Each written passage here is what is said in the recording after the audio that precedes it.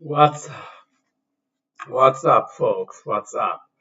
If the picture's a bit blurry, that's because my screen, including the camera, is a little cracked.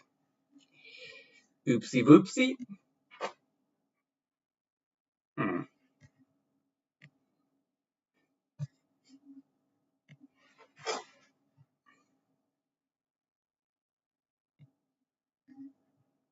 Let me read.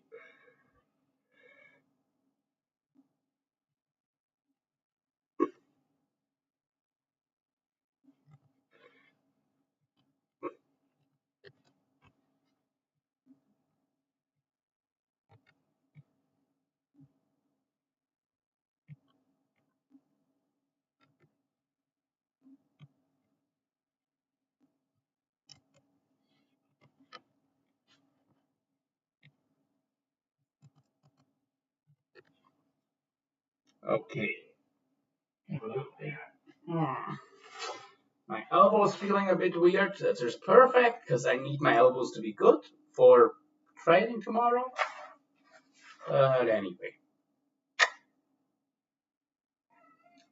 say hello to the chat, Lila.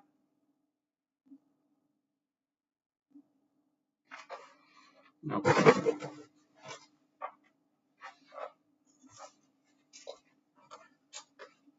Oh boy, this is gonna be fun. Okay.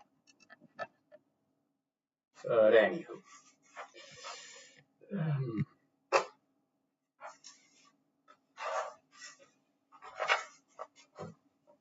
yeah, okay. Before we get into too much other details, let me grab my tackle box from yesterday.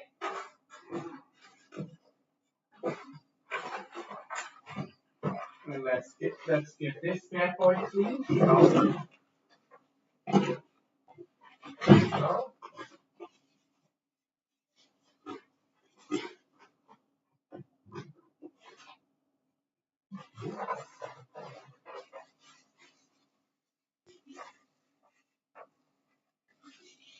hi there, Gary Sellington. Yeah.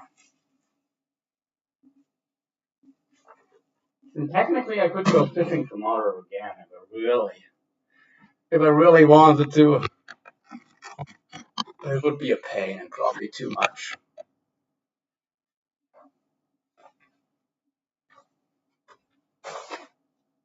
After my workout.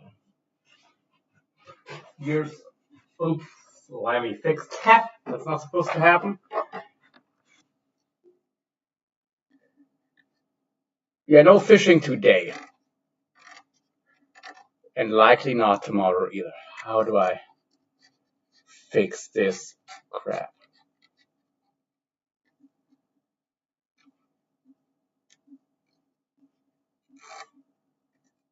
Okay. Should be okay. Should be. Should be and will be. Different story. But yeah. Unfortunately, I don't see me. Well, I don't see me using this rod in the too near future. Maybe I will. You never know. Because I did find out you're allowed to fish for squid. What's going on, man? Looking a bit of chaos. That's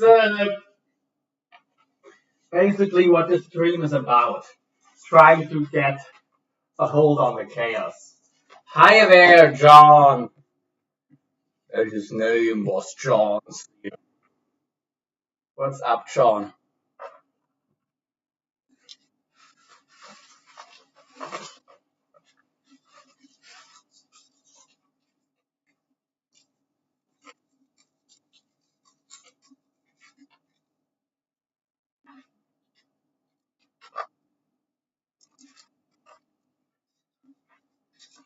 How are you, man? You are so handsome. Thanks. Hi. Thanks so much. Very nice. Alright, yesterday. Let's see if it flies.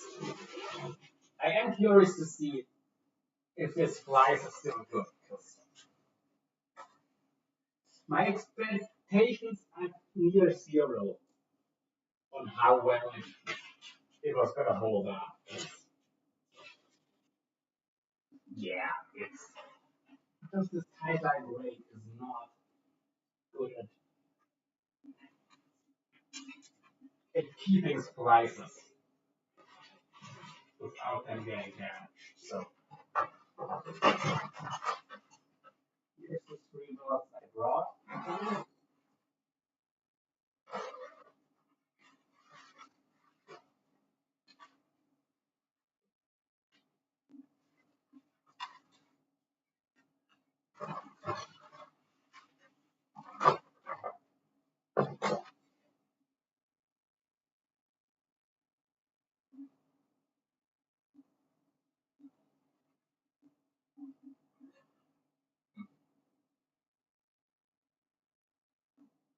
It's going to be a longer thing because my hook separated itself from the rod band and now it's stuck in the from the rod and it's now stuck in the rod bag.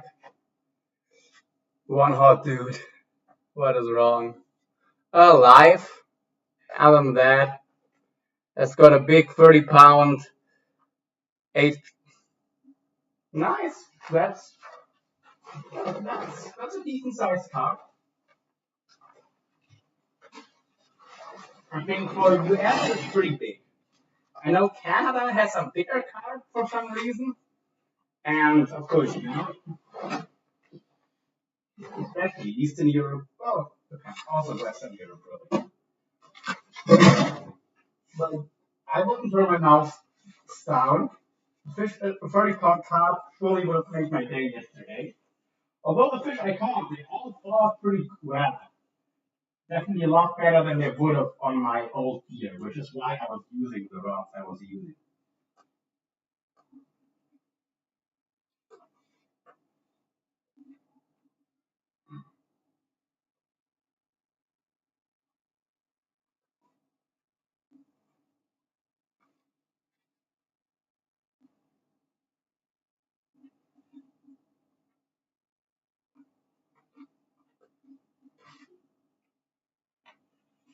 Okay.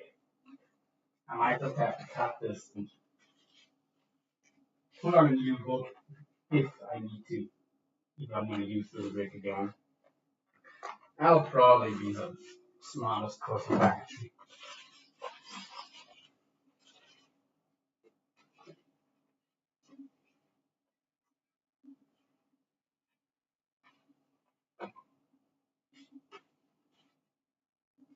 Yep.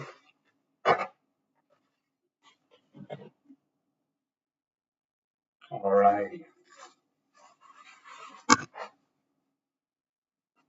Let's see what the splice is saying so far. Okay, to my surprise, it hasn't jumped out yet. Oh, it has, it has. Okay. Fucking tight line braid, seriously. This splice has only been, I've done like 3 casts and the end already comes out. To be fair, I've also seen this happen with the 40-pound Portland. But still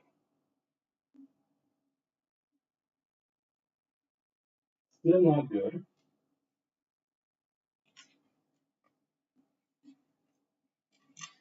And I have fished it more than that.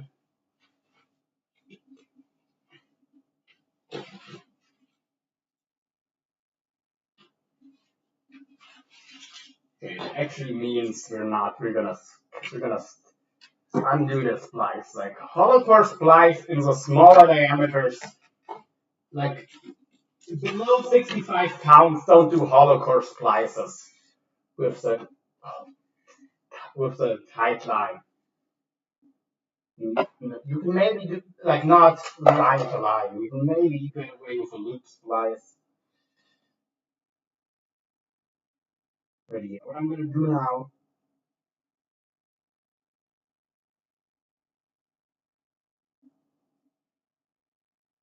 is to just splice loop to loop.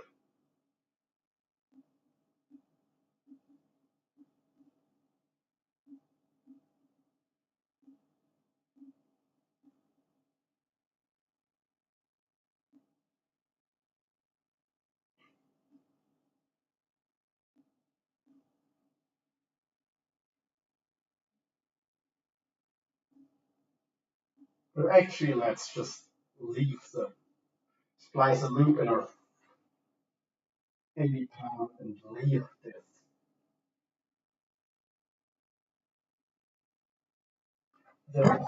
And leave the 30 pound as is, because I'm not liking that one.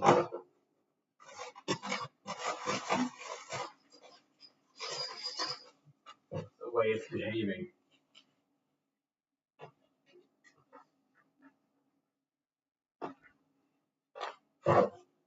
Sorry if I scared someone away. Yeah.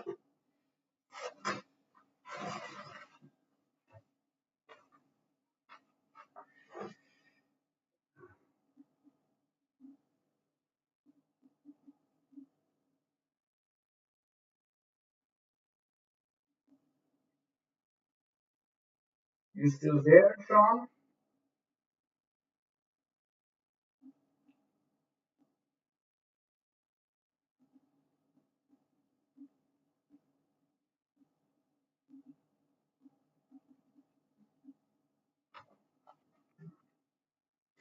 I hate Timeline.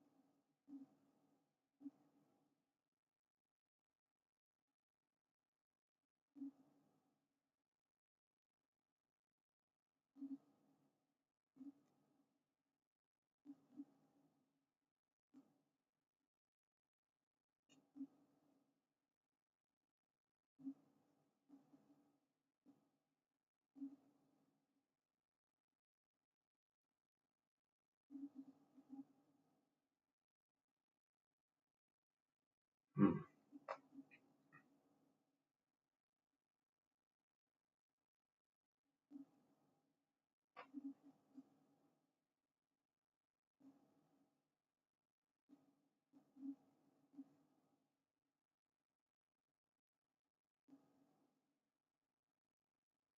Anyway, who's still here?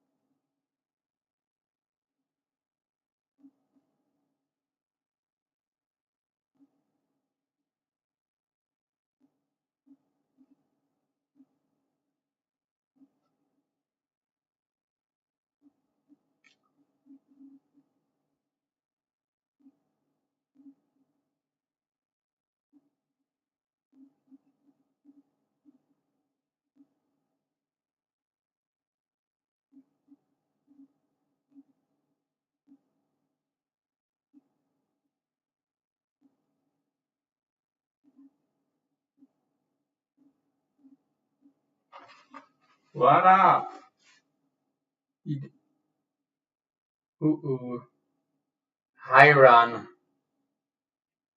Hey, are you going to the bridge? Can you fish? It's illegal.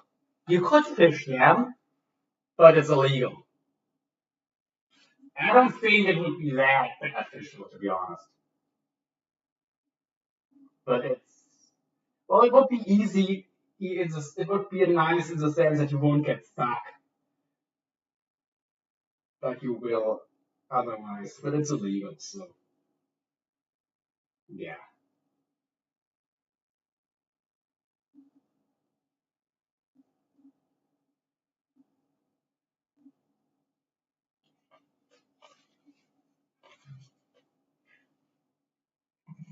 I one time let down some line to let it untwist from the bridge.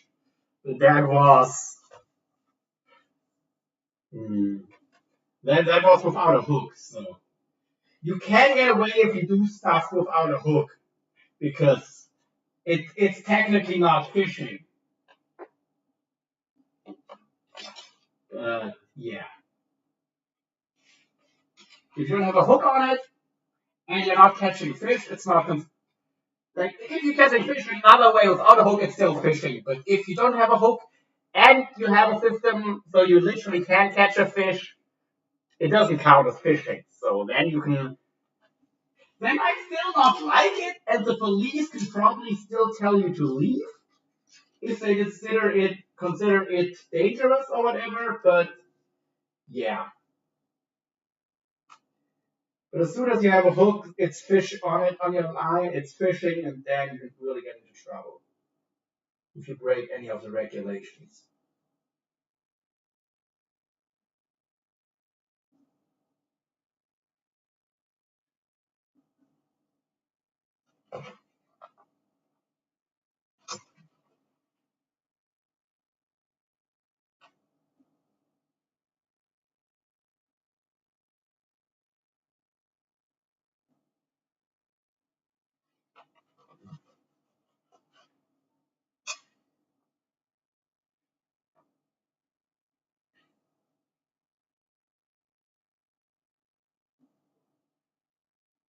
There are places in Germany where you are allowed to fish off bridges, but here it's a general. There's a general ban on fishing off of bridges. Probably because they're worried you're gonna hit some kayaker on the head or something. Mm, I don't know. And of course, there are wall nets and stuff. Like you could get a net to get your fish. So in places where you are allowed to fish off of like the backside of a yeah, you are for example sometimes allowed to fish off the backside of a dam, and there they might require you to use a wall net. But if you use a wall net, that's fine. Oh great! I accidentally dumped some maggots into my tackle trap that I could have used to get last night. Now, some cat food, some bean food.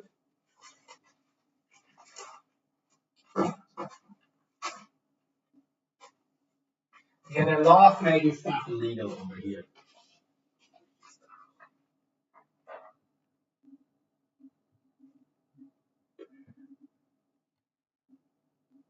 It would be nice fishing on the bridge for me, cause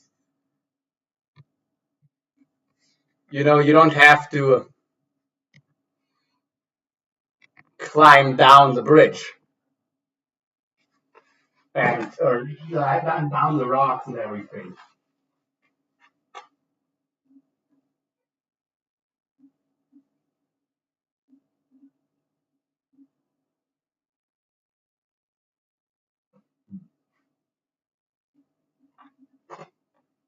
Probably I just want to go home and go to bed after my workout. Cause I'm thinking, I guess I could get my fishing stuff ready again and fish. If I go to the gym at first light,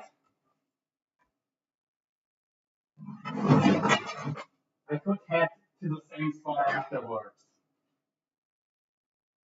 But I don't know. I don't know, man. I don't know.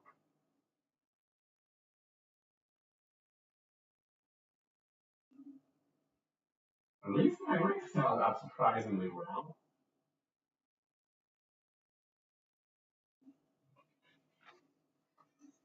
It is kind of funny using a Surtay SW for catching bream, but I have those reels, so if I have really nice reels, why not make use of them? And the drag on these reels is a benefit.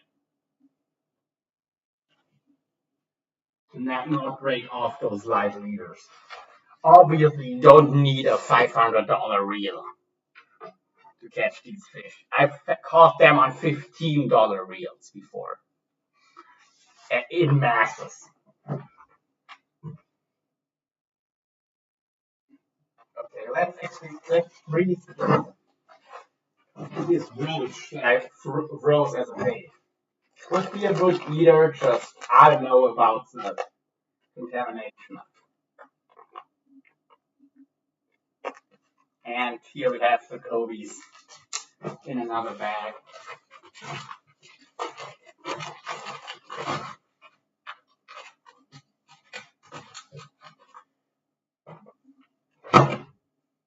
In the freezer.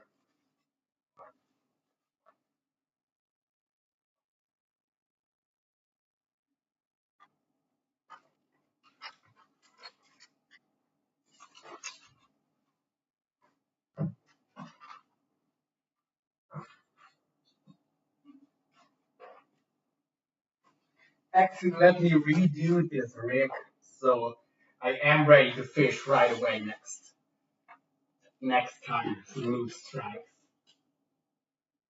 But I might not have time to plan it all out.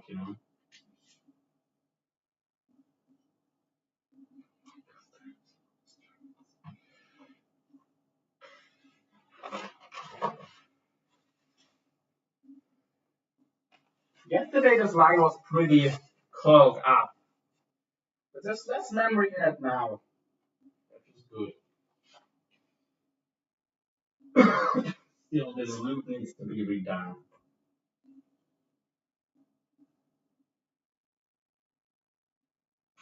Are these frays or they are? Yes, they are. There are some slight frays on the line, but I might just ignore them. I don't think it's enough to impact the strength much. Yeah, no. Don't ignore the frays. That is something you really have to get a feel for it though. Because it's just the surface barely being cracked. It's not actually damaged much. Oh, I wanted to do it on the other hand. Whatever.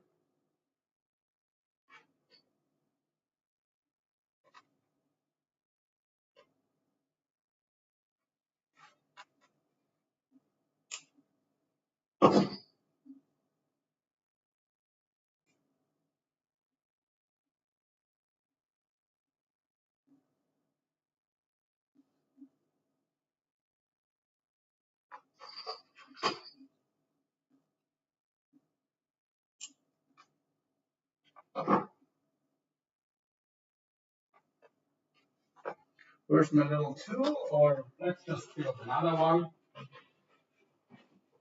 A bit better.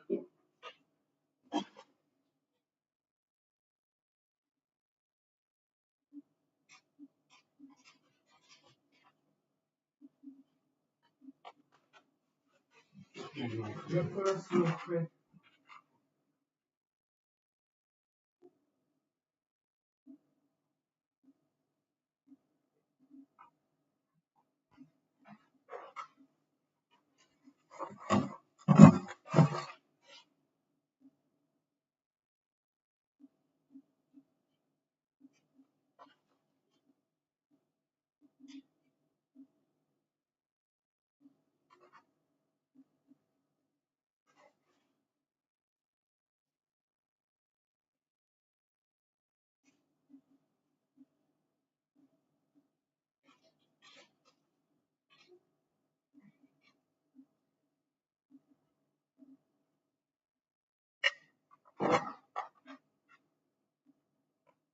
That should work this time.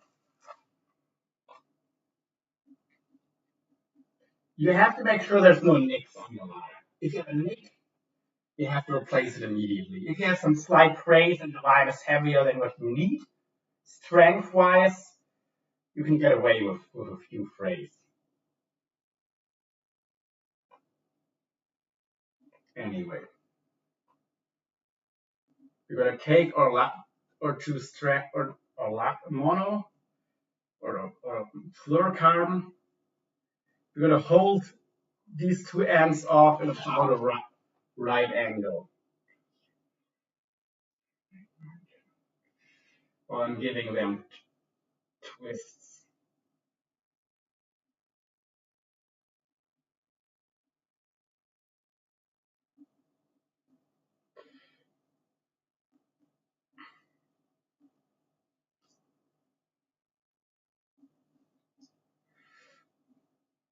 You can also just pinch the ends.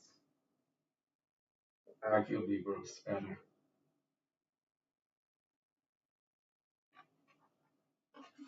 This creates a kind of an anti-tangle boot. Alright.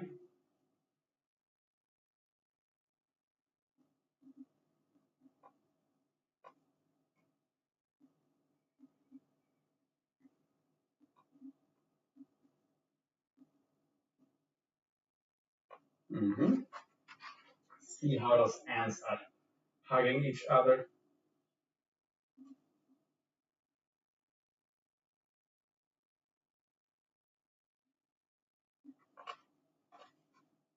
If it's a bit longer than you need, you can pull it downward. And then you're gonna tie your dropper loop knot.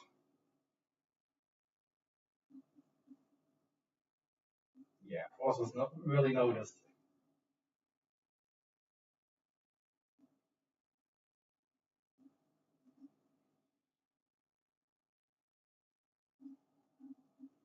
I do need those lighter leaders, so I'm not super worried. You know, this is 0.75 millimeter fluorocarbon, and I'm gonna use 0.2 millimeter leaders, so monoliters, not fluorocarbon leaders. All in all, this should be just fine. Should still be plenty strong. Now let's get any kinks out of here. Use a little tool that we used for twisting, which is just a piece of wire bend. Nothing fancy.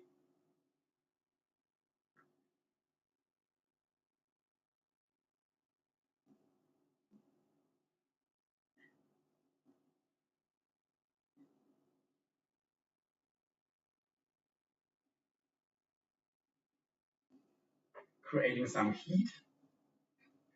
Not so much that you burn yourself.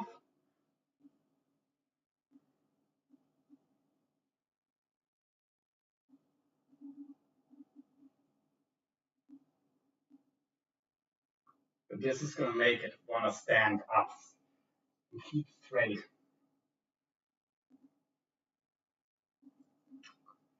And third, facing the other side. Can we make that happen?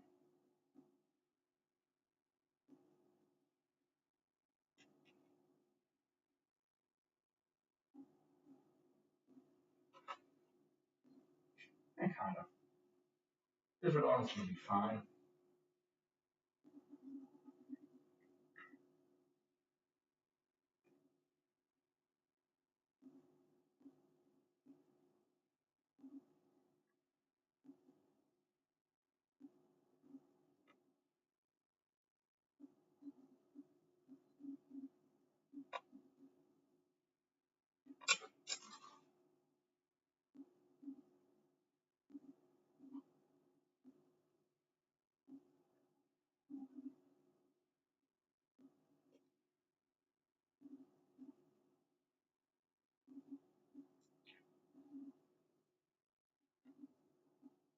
Should be good enough. Or, I don't know. It's a bit weird now.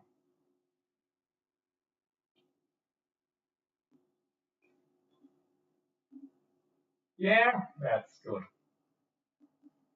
That's good.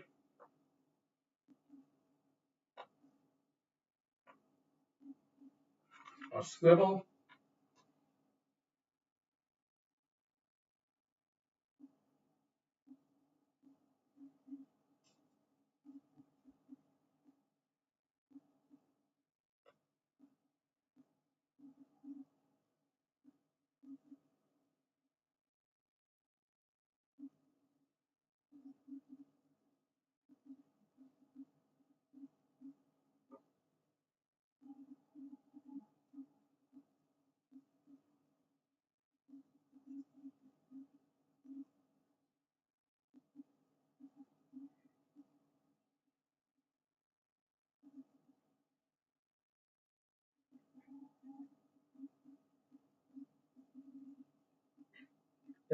There's a problem if you're not in a rush. You tend to overthink stuff. If you're me, you overthink everything. 1, 2, making sure we don't get any twists. 3, 4, and 5. 5 tends to be the magical number for the best strength. Yeah, this should be just beautiful.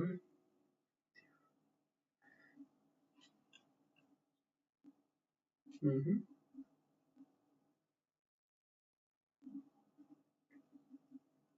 1, 2, 3, 4, 5, 6.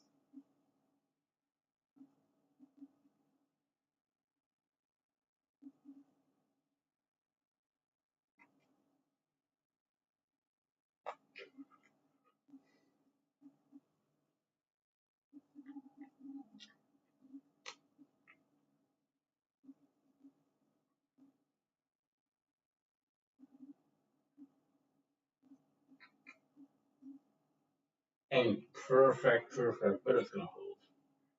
Again, this is. I don't know. Am I satisfied with this? Not really. And here is the most frayed part of the whole line. So let's redo this. Let's just redo it. Lost the bottom line on this. It should still be okay.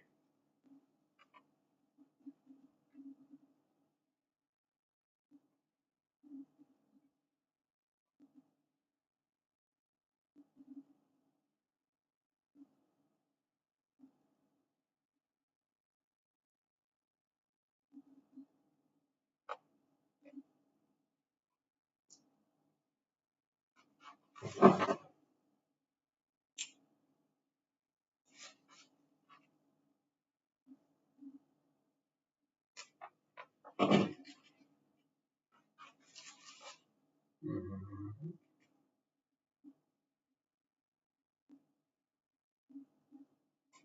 Also the cleaning up, wasn't I?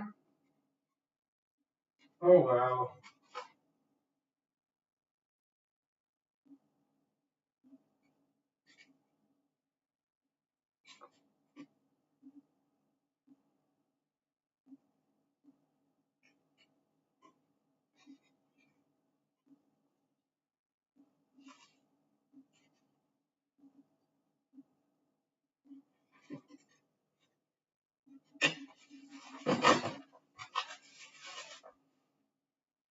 That's literally what I'm doing.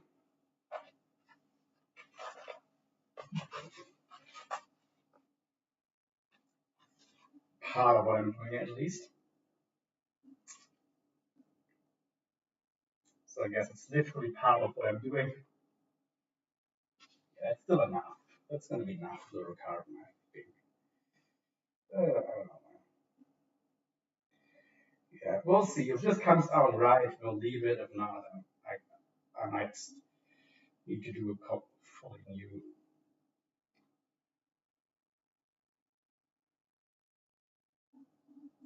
leader section.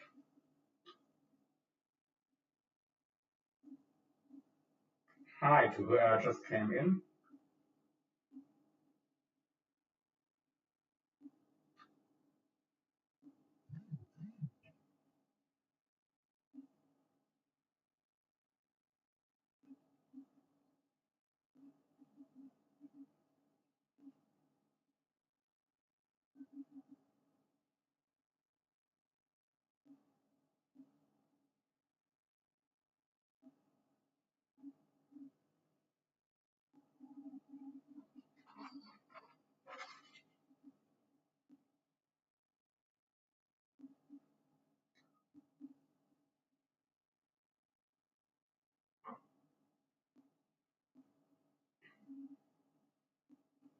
Okay.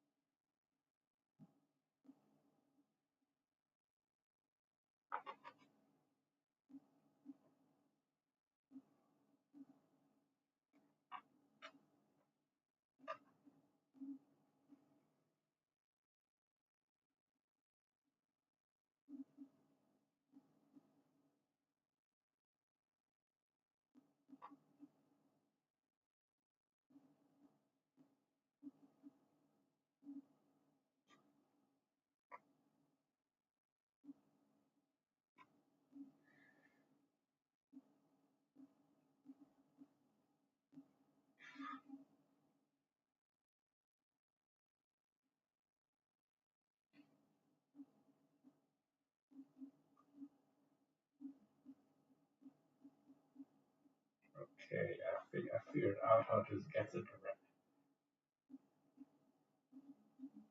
directional.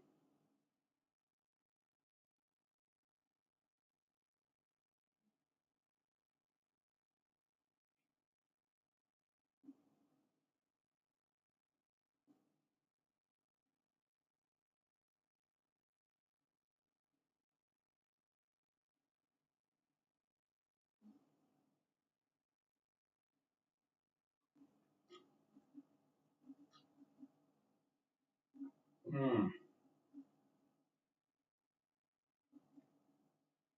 I don't know. I don't know. I don't know.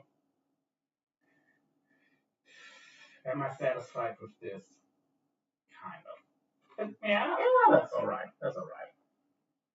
The anti-tangle boom effect.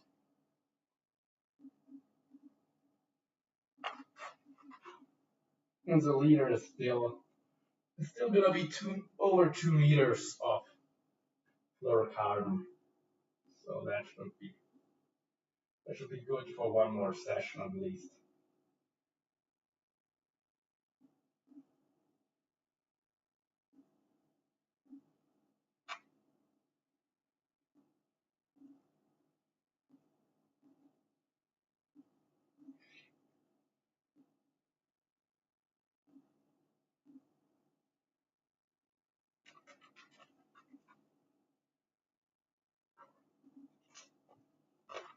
Anyway, let's see.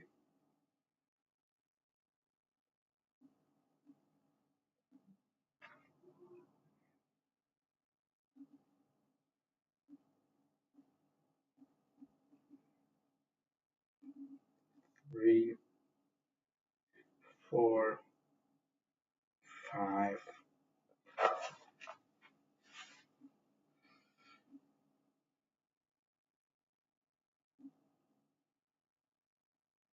Okay. Wait, there's twist on here. Need to get that out before we close it.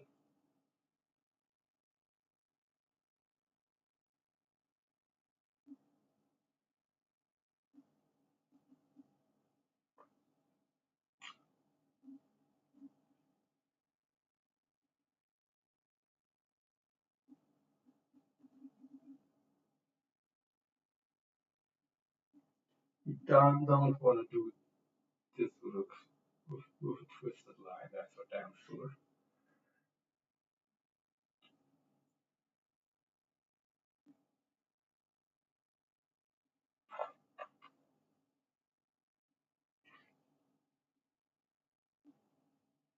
I'm gonna have all kinds of problems.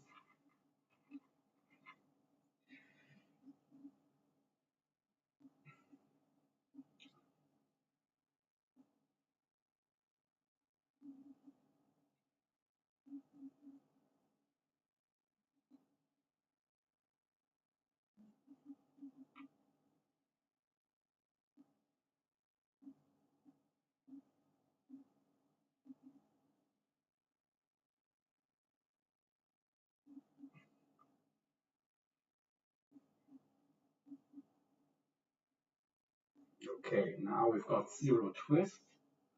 Good. As long as you don't create any twist by tying it, this should make a beautiful knot, beautiful rig. I need to close this snap. Still not, it's getting caught too much. I thought it would be easier to leave it open, but it's not.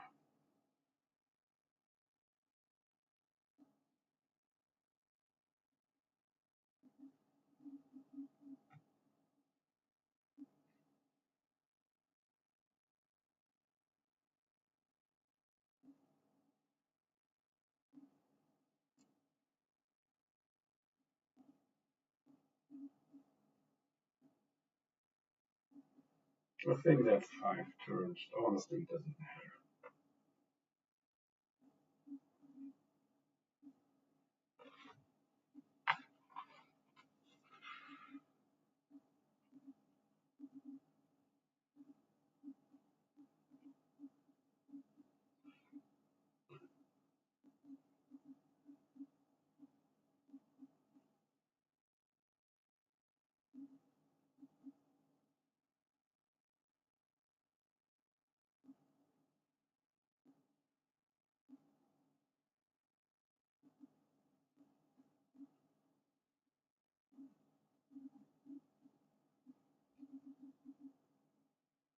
In the past I used to just do this dropper loop without the twists.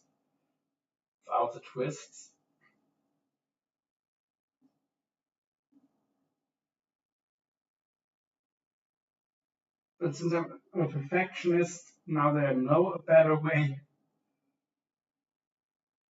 it's hard for me not to make use of it.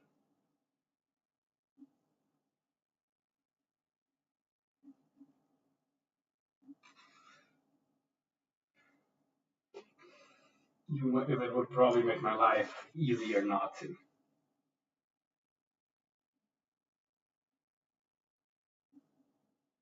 I did have some tangles on the old rigs, so. And I had zero tangles yesterday, so maybe I'm not. Maybe it does actually have its place. Please tell there are twists on here, but they're right up top, so it shouldn't matter. Actually, they're not there. Well, a little bit. Not really, actually. No. This is a bit shorter, but the bites weren't that decisive.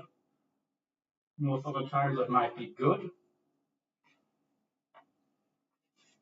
If they hook themselves quicker,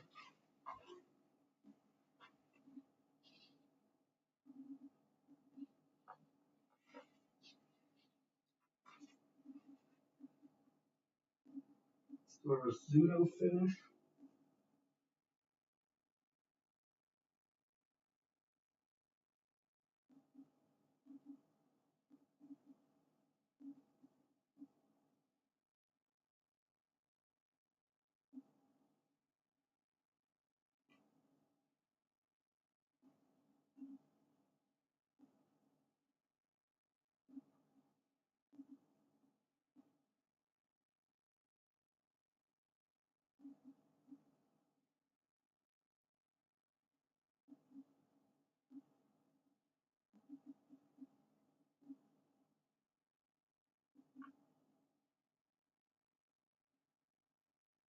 Anyway.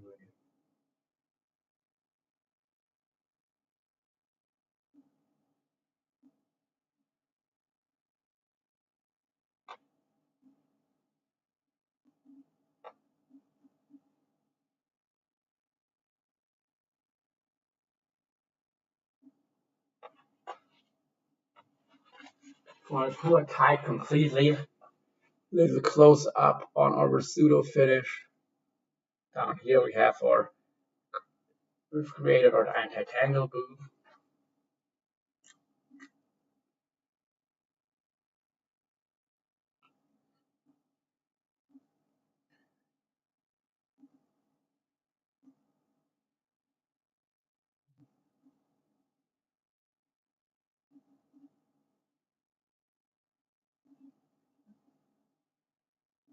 Make sure this is straight, all in line, yes.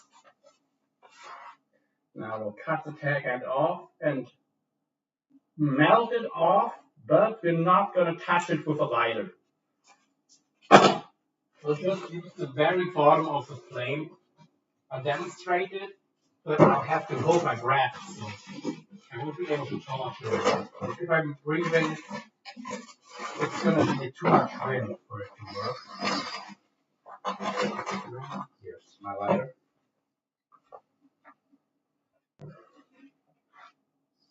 So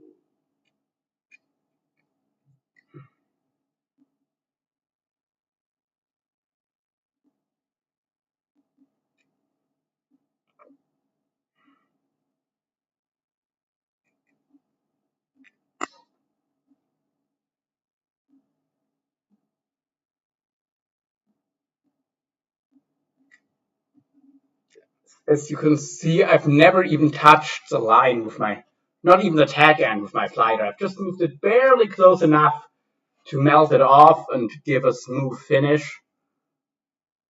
And yeah, that's it. Super smooth connection here. Nowhere for a leader to tangle around or get caught in. Or anti-tangle boom. Now under tension. Really, really nice to keep everything from getting tangled.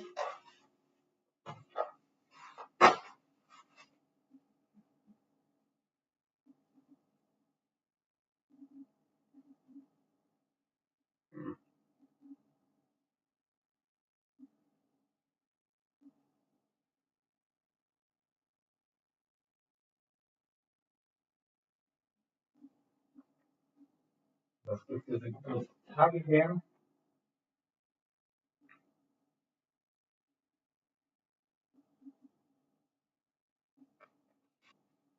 I'm 100% satisfied with the orientation. It's not a big deal, but yeah.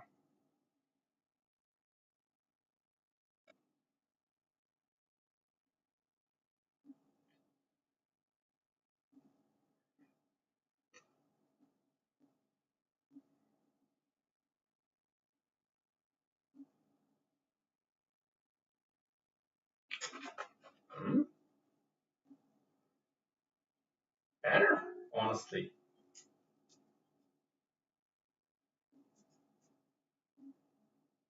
I mean, that's the thing with with mono and fluorocarbon in general, though. A good pack can often straighten things out. Especially this fluorocarbon it's very good at receiving, like, even when it was really badly caked or whatever.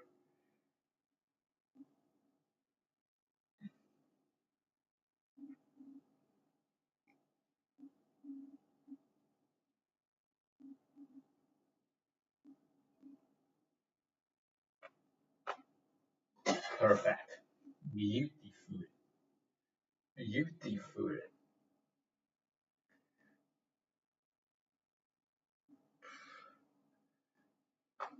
Now I'm happy. I really am happy with it. Perfect. Little anti-tangle boot.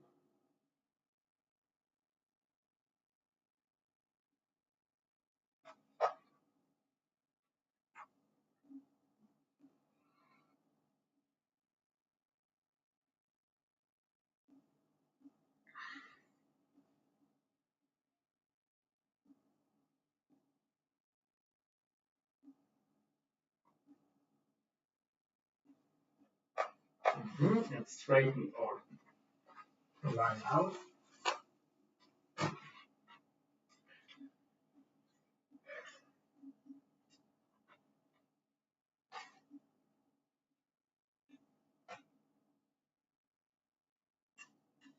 Now to keep this leader straight, that now is actually shorter than our rod. We'll see if that's a good thing or not.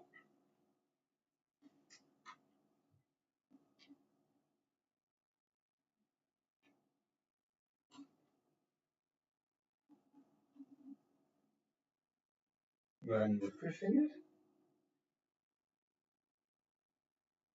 And this is how I'm going to put it up for storage now.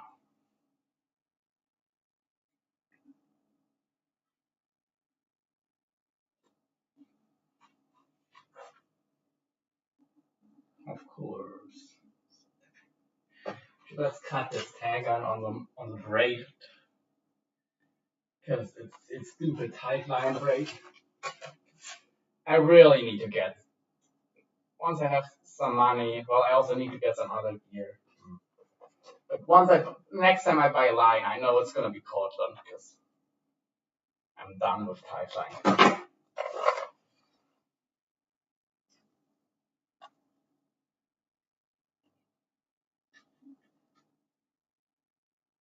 Instead of saying when I get some money, I think I should say when I get my tight line that I still have in stock sold. I'll buy some Cortland.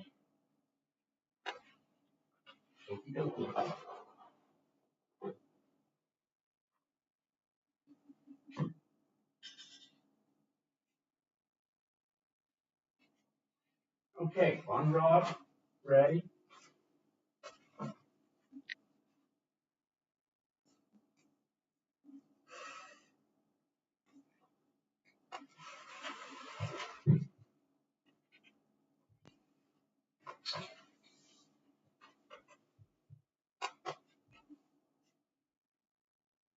Okay, what time is it anyway? Well, okay, we have like 50 more minutes. Then I'll end this live.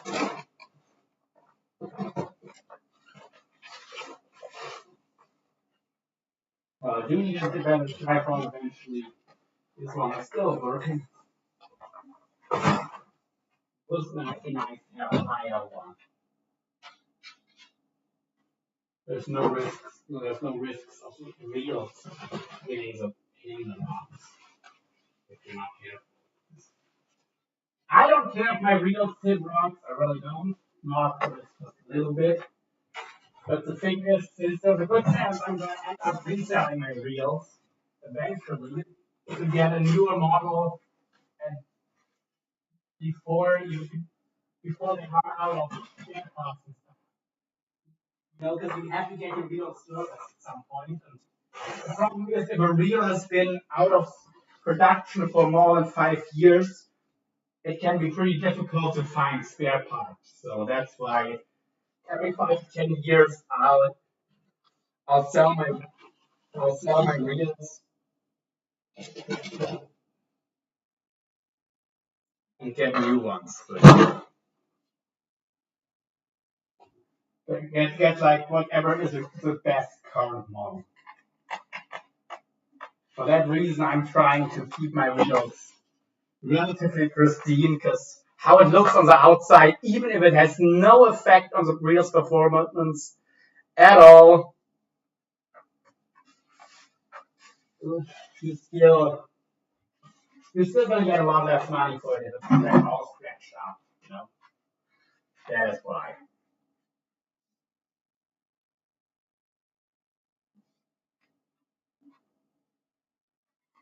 Now, say hello, Lila.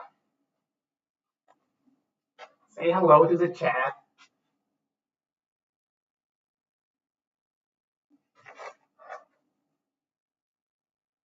Okay, baby. Be careful, careful. You've got claws. I don't want to have you climb on my shoulder. You can just jump down right away if you want to get down. Then first have to hurt me.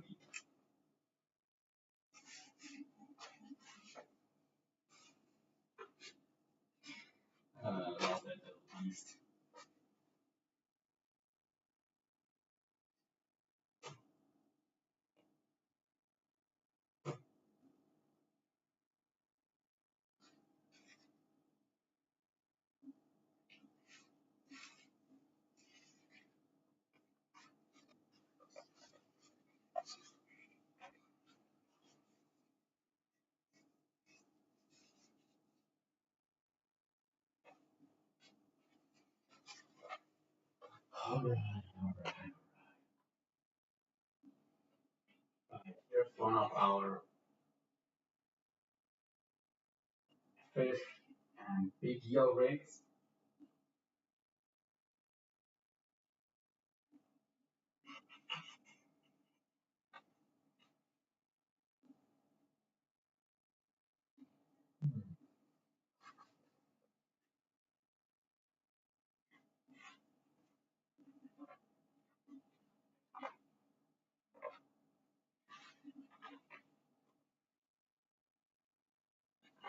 Man, why do I get lost? Feels like an oblivion. Like for my thoughts, just, I don't know, I have no real thought in my head, I just zone out. I guess it could be trauma related. I don't know if it is. It got worse as I'm collecting more trauma, so who knows if it is a PTSD thing or not.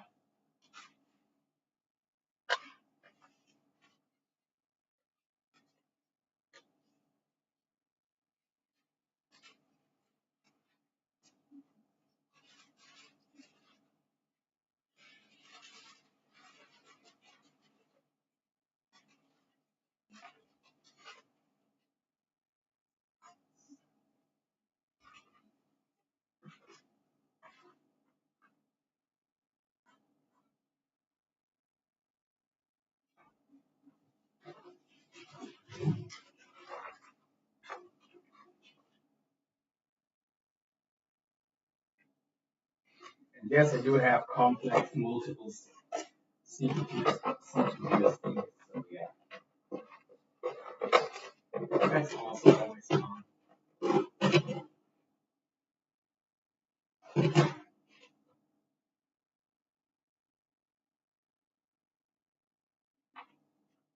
Right, this rig needs a little shooting.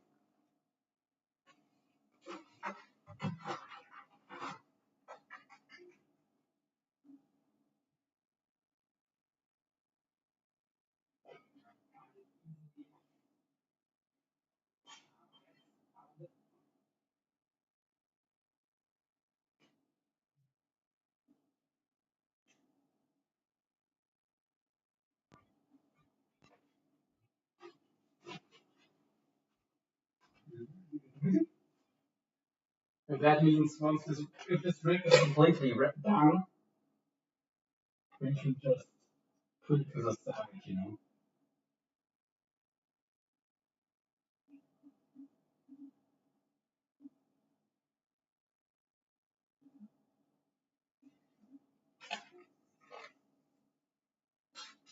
Don't need to mess with it anymore.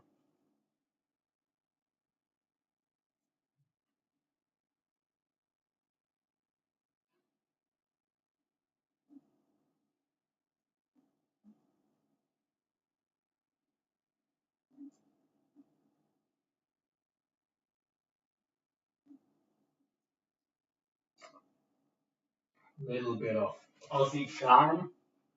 Apparently that's what it's called if you use it as a lubricant, as lube.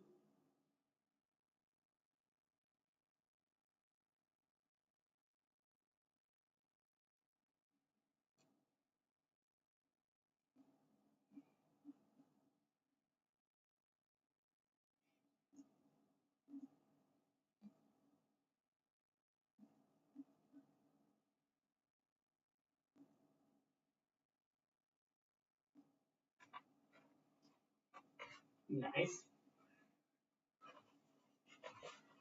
Here's how the end of this rig looks now.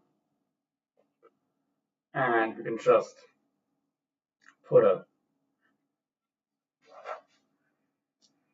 little swivel on here. Gosh, what is wrong with me? Yesterday I did push myself a bit too hard.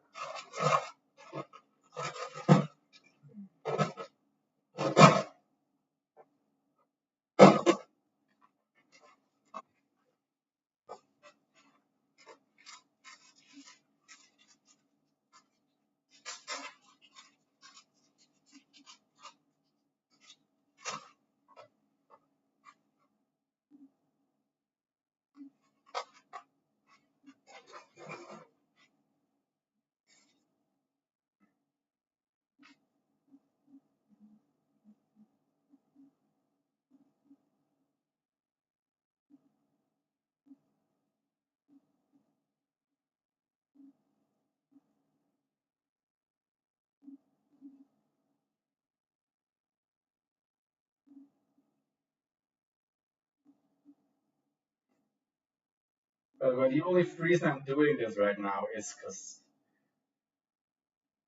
my mind won't let me rest and do nothing.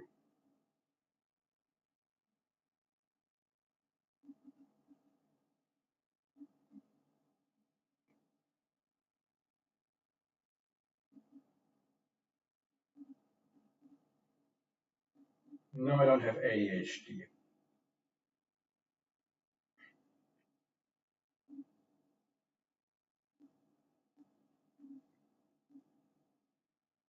Understand by someone I know who has ADHD and autism is struggling so much to get sleep or rest. Yep, this should be a really good rig that doesn't really tangle.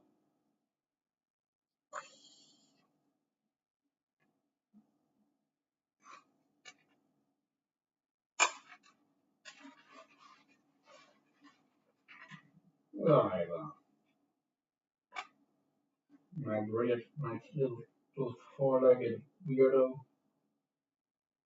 getting up to all kinds of stuff.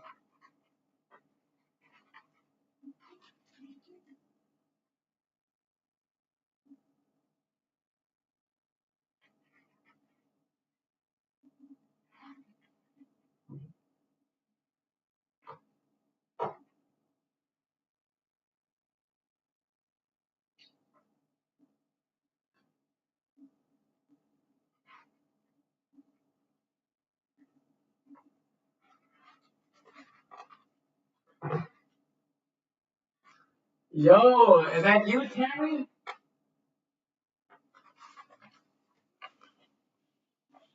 No, it's Oscar C. Interesting. Not sure if I know you, but hi. Yeah, this will be a really good rig for not getting trouble while casting.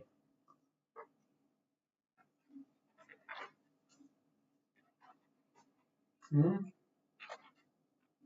Nuancy?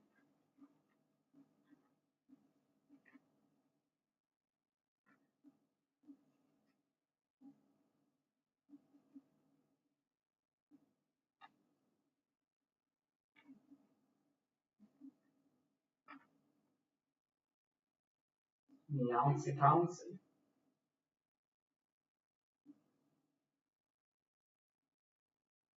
Talking to my cat, by the way.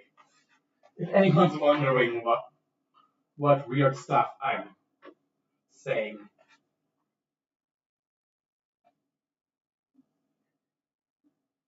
my cat's here.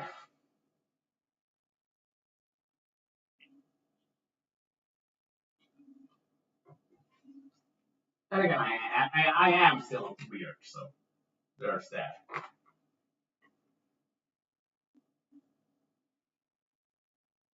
I don't think I've gotten weirder since I've got my cat, honestly.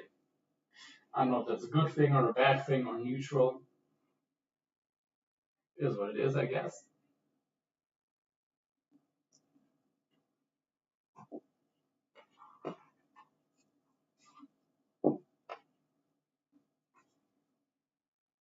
But don't get me wrong. I've always been pretty weird.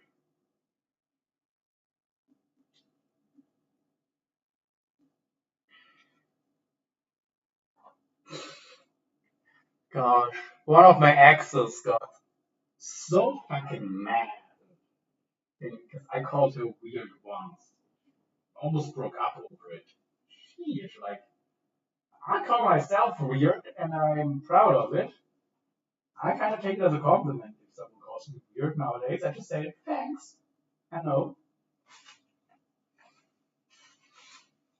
But yeah, she was and never really let it go. Even though we stayed together for the better part of a year after.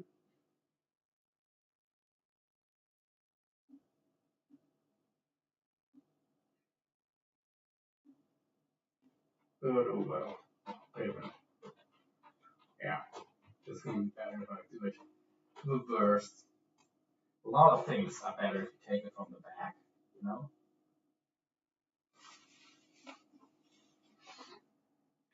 I'm definitely getting cancelled one of these days. Lila, really?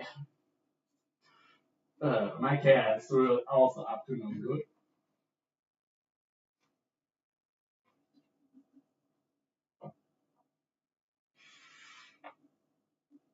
But I'm gonna do a 3 or 4 turn uni here, tied as a slip knot. Not the band's actual knot.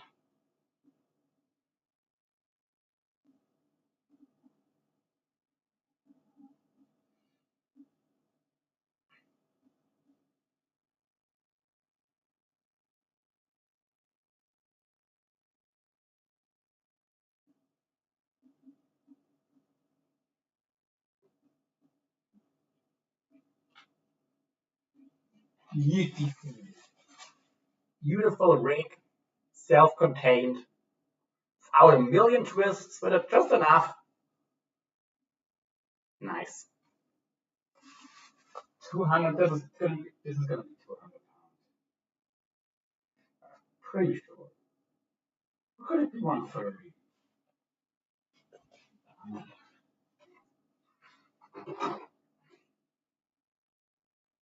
No, that's 200. That's 200. Oh, damn, damn.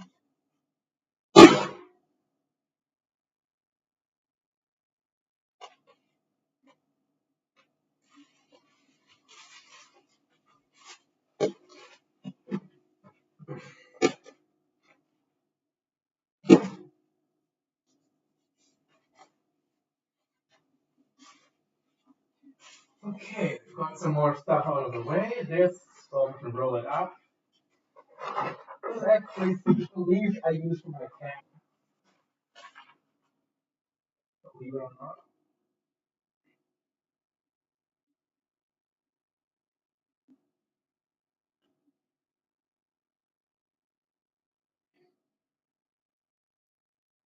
There's some 600-pound mono I've used for a gator line before.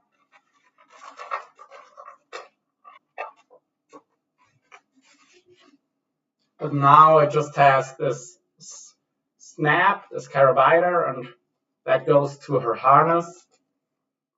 She loves sitting on the window, but the thing is she could jump off to another roof and there would be no chance of getting it back from there. Plus she's a cat stupid enough to fall, so I prefer having a safety line on her if I do leave the window open for an extended period of time. So yeah.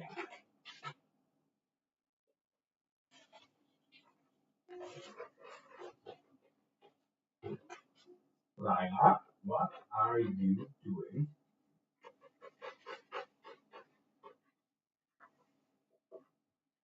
No, Lila 9. Bad cat, bad pussy. Bad pussy. She cannot mess with my real cartons. That's, that's over the line, sweetie. I know you don't understand the problem, but if I want to sell a reel, it's better. It's a lot better if I have the original packaging. That is actually the one from a reel that I am looking to sell. So it can't be scratching and biting that one.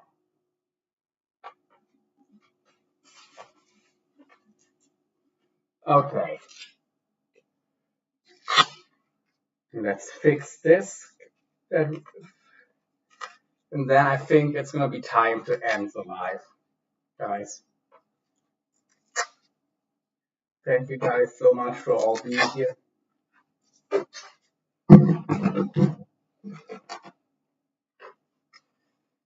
As long as I'm still alive, there will be a next live.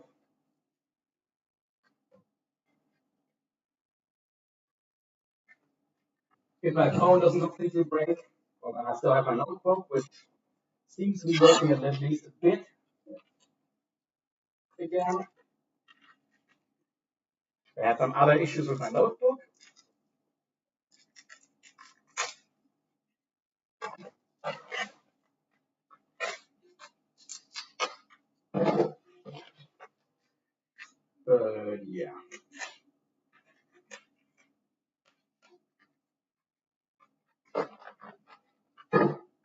Don't we all love some good technical difficulties?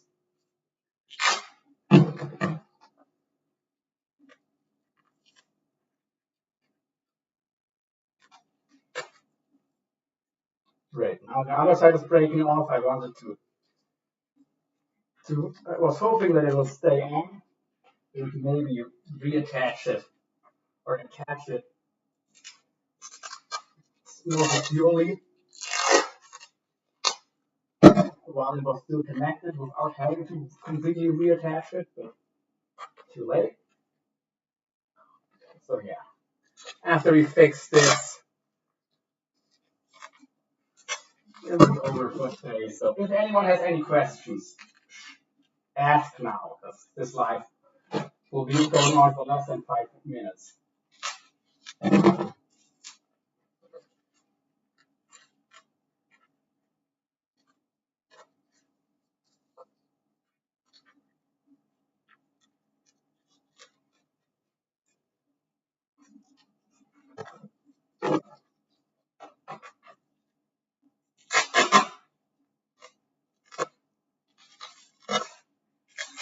Feel free to ask anything.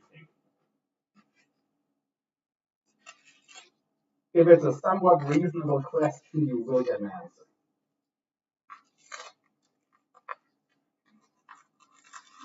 Unless, of course, it's against channel rules or YouTube rules or anything like that.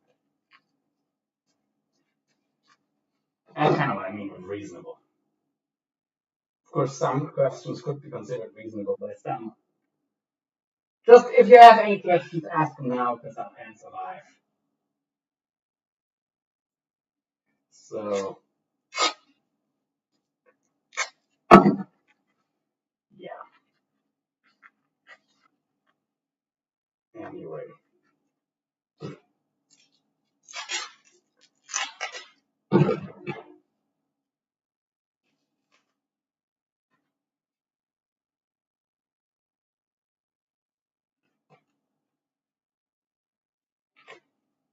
Alright, this isn't going to go anywhere anymore. Okay. Do you ever reel in the wire leader knot past the rod guide? You mean, if I ever... I mean, stuff happens by accident, sure, if you don't have a bead on your rig that prevents you from reeling the leader in. I never wind wire in on purpose unless it's a wire wind on. So, you can utilize wire, especially coated cable, or single strand titanium works pretty good actually too, surprisingly. You can splice that into hollow core. And then you can wind it on your reel. You wanna, if you caught a fish or you've been snagged, you want to inspect it so you don't have any bare wire to damage your guides.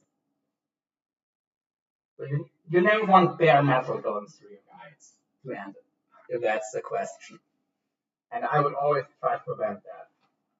But put a cable, wind on leader. It's a fine way to get a longer castable rig that won't get frayed through or bitten through. So yeah, you can have like 30 feet of light coated cable that you can, as a wind on leader, cast that stuff out. But again, if there's any roughed up spots where the finish is gone, gotta replace it.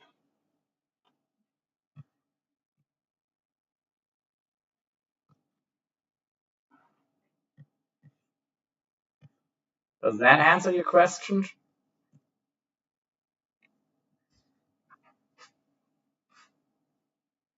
Well, anyway, I do have to go, so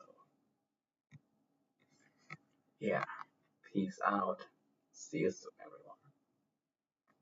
Or actually, let me check something first. Maybe I can stay a little longer.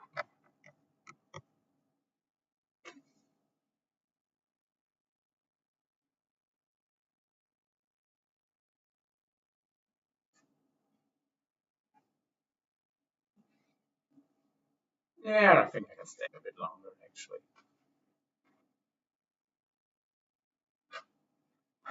So let's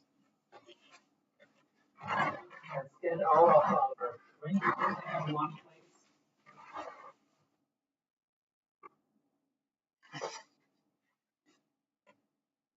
And if you're making cable wire on leaders, I do strongly recommend using the 7 times 19 wire construction. So 133 strap, just because it kinks way less. And that's also, by the way, a question you have to ask yourself if you want to cast out like a long leader. What's better for me? I do have my own rigs, that are like 15, 20 foot of cable that are castable outside of the rod. Has an advantage, you just have one rig that you clip on, but you also have like 2 or 3 line clips or casting clips or however you want to call it on your rig. So there's that. Here's 1 millimeter of that 133 strand cable. It barely ever gets a kink, and if it gets a kink, it's not a big deal. You can try to bend it back. Like now, for really big sharks, I would go to 1.5 millimeters. They're a lot cheaper for my line on leader. But yeah.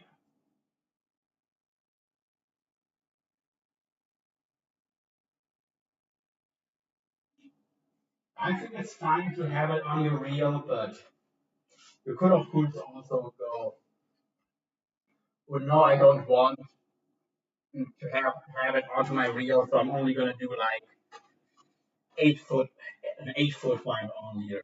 That actually, I'm not winding on the actual cable, but yeah. Everyone has to figure that one out for themselves.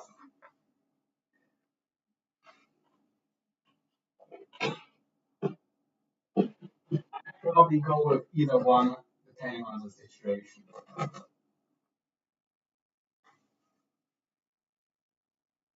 It would just be overkill, but I did just have the thought of doing a cable ride on the air for conversational fish. No, I don't. But it's not a good idea for the simple reason it's gonna get stuck in the rock because it's heavier. It's heavy line. It can get stuck in the rocks. So for that reason, I don't think it's a good idea. But for fast fishing, it can be. It can make sense.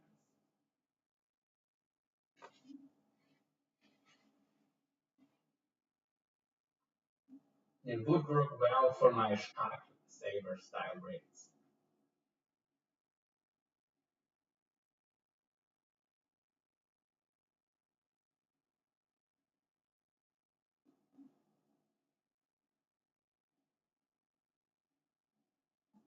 But of course, you're also going to have to bait helicoptering around. So, yeah. What I would probably do it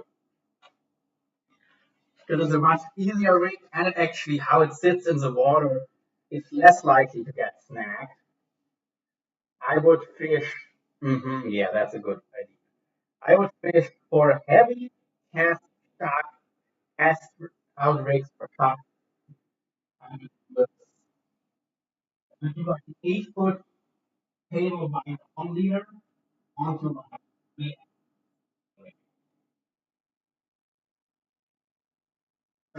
This bad boy right here.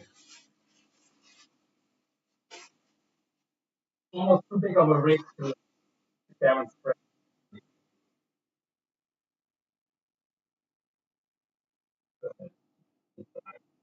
Yeah,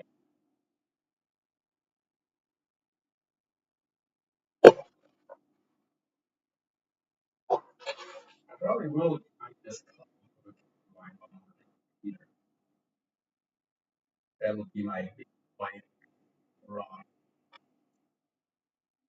Showcut just because I don't really expect a lot of fish on a rig like this. You know?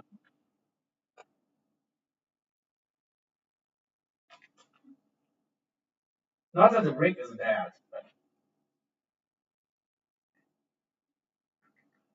it's just a lot. It's just a lot of stuff going on.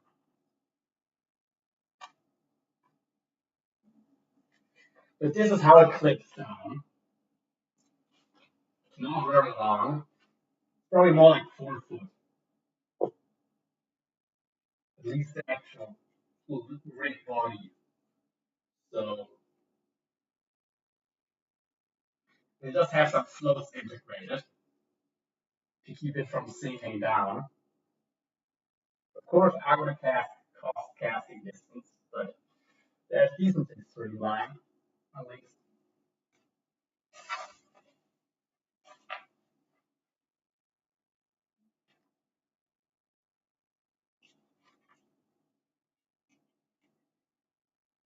And then here on the bottom is where your weight would go.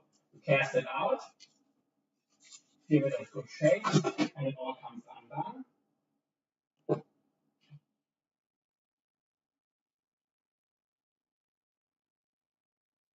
This time it didn't really work, but I think that's just because it didn't.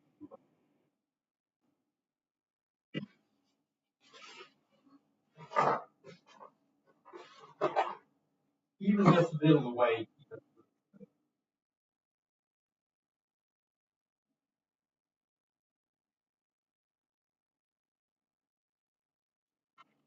And you can absolutely cast 5 foot rigs, even on a 6, 7 foot rod. A 7 foot rod, this rig would already be castable.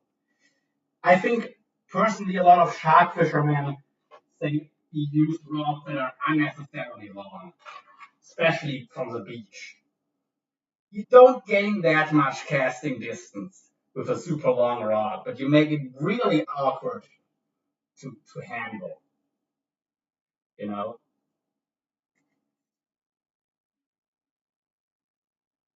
15-foot rod doesn't give you that much more casting distance than an 8 or 10 footer if you know how to cast it.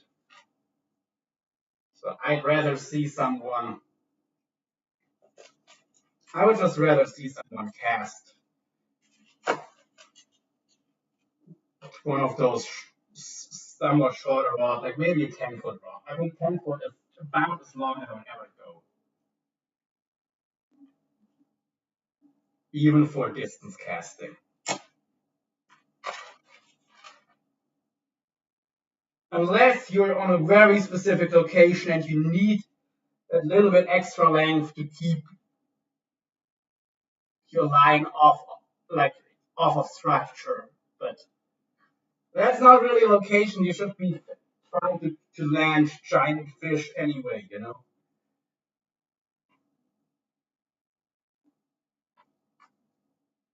So, I don't know. Okay. Here's my 3-way pulley rig. It would sit a bit better if I had a heavier rig, but this is how it can. Just, you send it out, give it a few shakes. Again, you need a freaking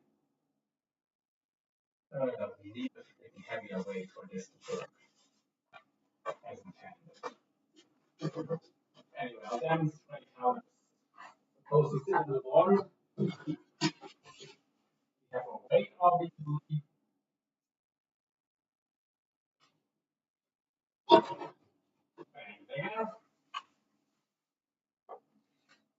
we've got our.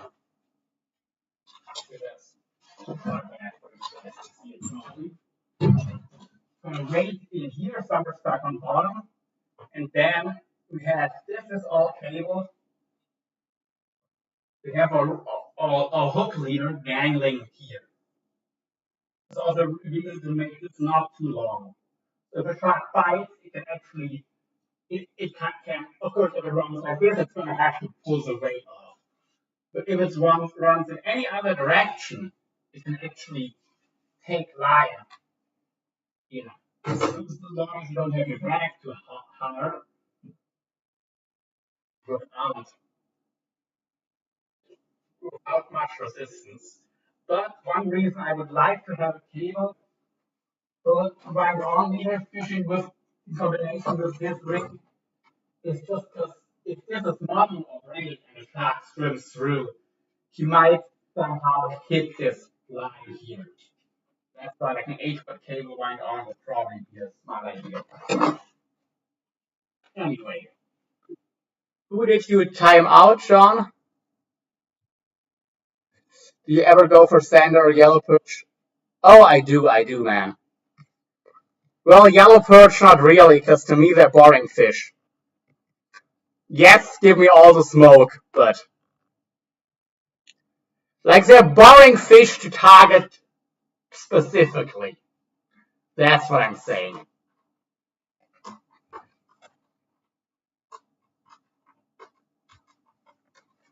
Lila? Nine. I do target sander, but they're like the smallest fish roundabout that I think are worth to target directly, because you know any perch that is big enough to be a proper meal or put up a proper fight is one that is more likely to be caught as bycatch going for sander or pike than one to be likely to catch specifically fishing for perch. On the other way hand, if you're specifically fishing for perch, you always run the risk of hooking into a pike, a sander, or a catfish, which are absolutely going to destroy you on dedicated perch tackle. So I'd rather have gear that's heavy enough to land all of them. Now, for example, this rod that I was fishing yesterday is made for sander. And honestly, I use it for pike fishing, and I might actually get myself an even lighter rod for pike fishing. For pike, this is already overkill, kind of, for my pike fishing. Because I don't use giant lures. Because I find giant lures annoying, and I don't really find I catch more fish on them. So, yeah. This rod is like, it's about the heaviest for local freshwater fishing, except for fishing for catfish. Catfish specific, lure fishing, different story. But for pike, perch, sander, I would use nothing heavier than this. I would go maybe lighter, but I would put a lot stronger line and a stronger reel than most perch fishermen would ever use. So I would use a little titanium leader that way I can land any pike, any sander, and even most catfish.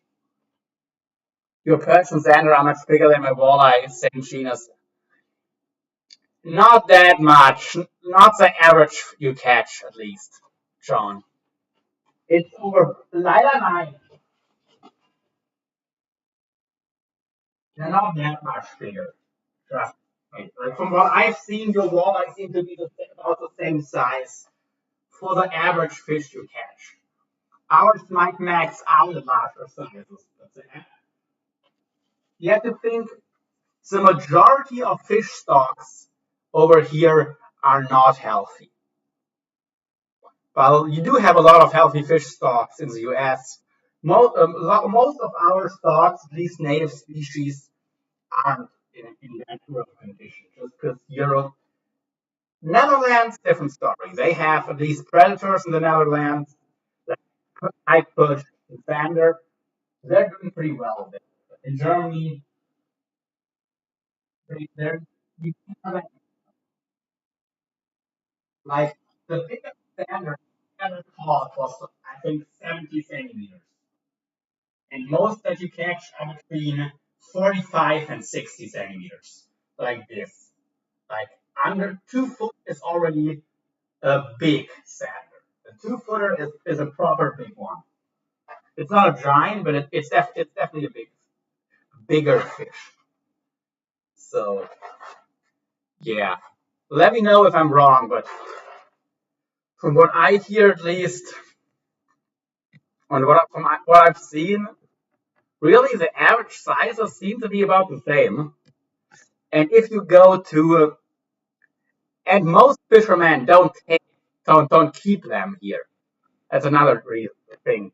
If you go to Eastern Europe, where they're fished a lot more for food, the average standard is only this big, which isn't bigger than the average walleye. So, huh? You might hate me for saying this, but Eastern Europeans are closer to Americans than West Europeans when it comes on how they treat their fish and fisheries and stuff. And those Eastern European guys, so they're, yeah, unless it's like a closed area, like the Chernobyl, you know, the, the closed up Chernobyl area, there you have some amazing sander fishing. But of course, you also have some amazing radioactivity.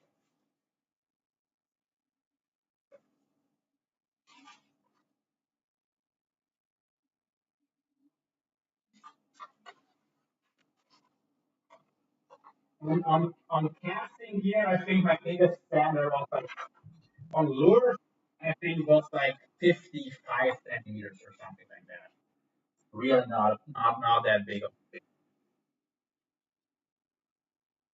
If you catch the legal size there, I that's a bit of a controversial topic. Kind of yes, kind of yes. One state further, yes, because there they're deemed invasive. In my state, even though they are also a non-native species, they're deemed naturalized or something stupid like that. It, in my opinion, it doesn't exist.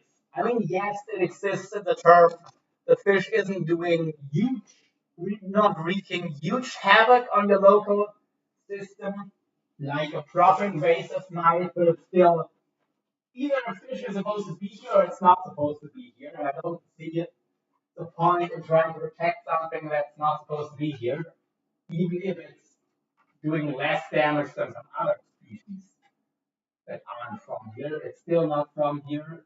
But anyway, if I just go like 20 minutes downstream on the Rhine, I'm in Hesse or Hesse, and there Sander is open all year round. And I think and I don't even have a minimum size because they're deemed in Eastern Germany. Sander are native, by the way. I think it's similar, just uh, similar as with the catfish, their native range. Western Germany, central to Western Germany, they're not a native species. The Danube, the Oder, and maybe the Elbe is where we're like the border.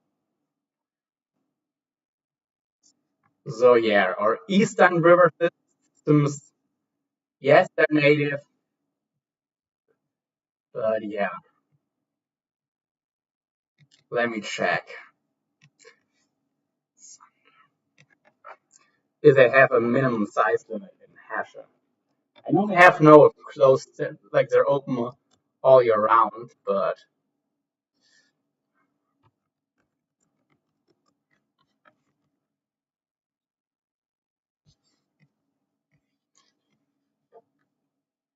yeah, they have a minimum size. To me, that is stupid.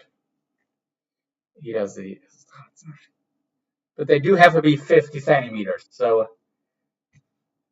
it's weird to me. Give it a give it a closed season or not. You know,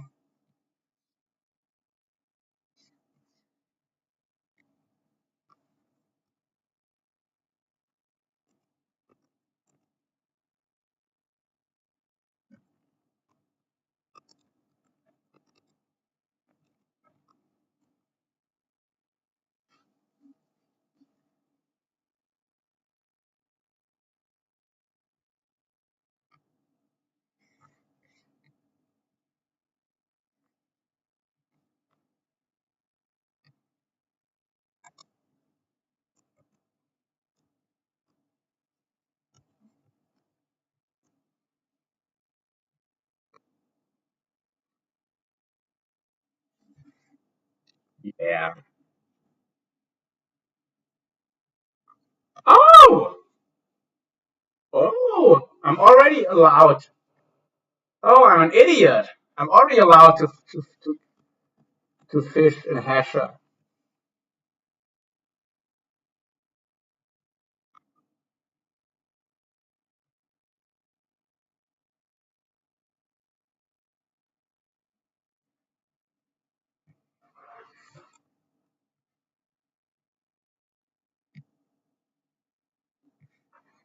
Okay, I'll have to check that, but I might already be able to do some, and might have been already allowed to for a couple of weeks. But I can't really get there unless someone's driving. That's an issue.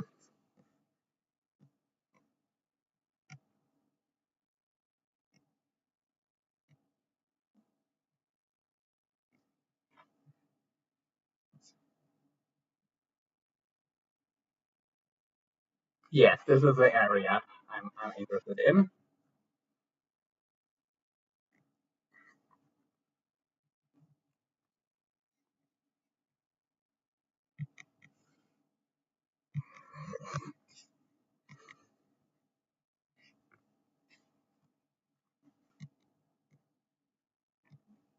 I could maybe get my mom to drop me off there somewhere.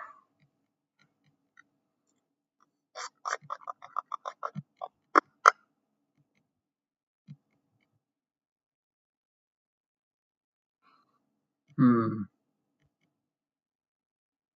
Yeah. I want to see. I want to know the details about if it's already open again.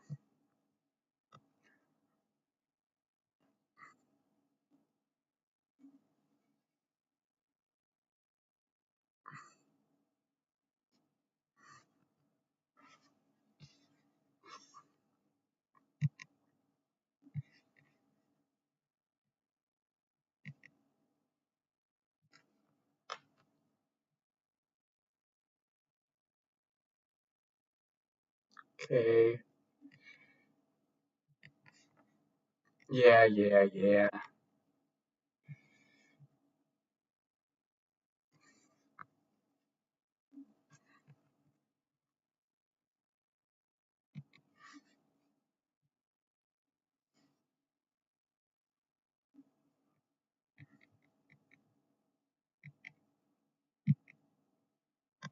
I'll have to read through all of that stuff.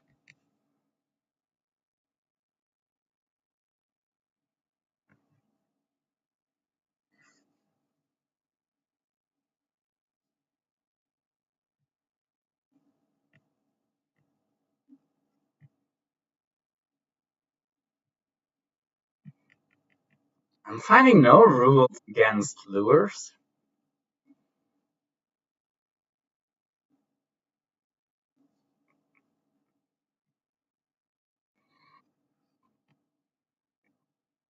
Was it even illegal in the first place? I'm confused. I'll have to check. But anyway, it seems that wells originated in Ukraine, Czech, Russia, Belarus, and moved west as the climate got colder and other warm catfish died out. West Germany is considered reintroduced population. Reintroduced, okay. They died. So do you think it is true that they died out during the small ice age about 500 years ago, and then they were reintroduced? Because I did read about that at some point. That they actually are native. But they used to be native a few till 500 years ago or so when they died out because it was just too cold for too many years in a row for them to breed successfully. So the Western population died out. You're saying we used to have some more tropical catfish. That's interesting. Of course, that was in prehistoric times. So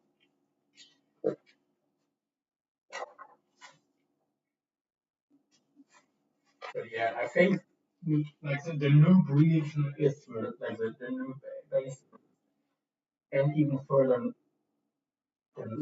east is where they are from. I pushed them. It pushed them south. They also traveled by floods and people stalking them. So there is the same old derivation as a word for whale. That kind of makes sense. I mean, other than sturgeons, they are the only whale-sized fish over here.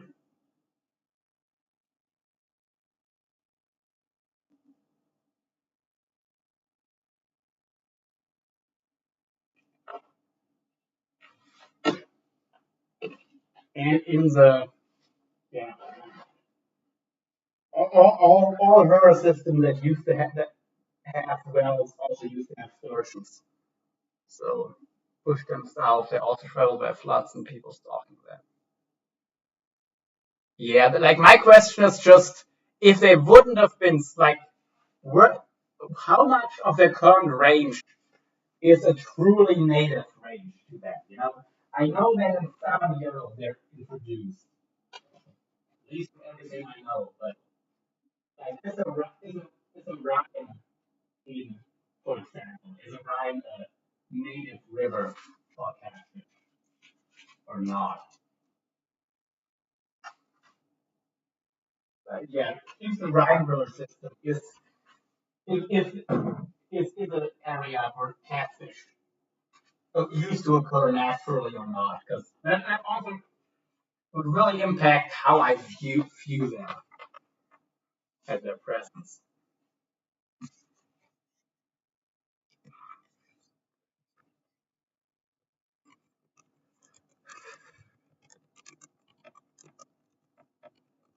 Because I always learned they're not native here. They're introduced. Grundsätzlich heimisch gab es nach langer Zeit als eher selten.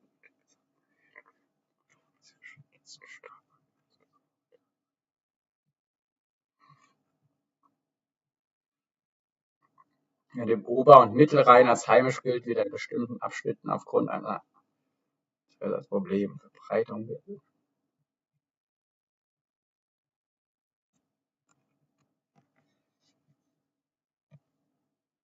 But yeah, that is one thing I'm really interested in. Which parts of Europe catfish are native to and not?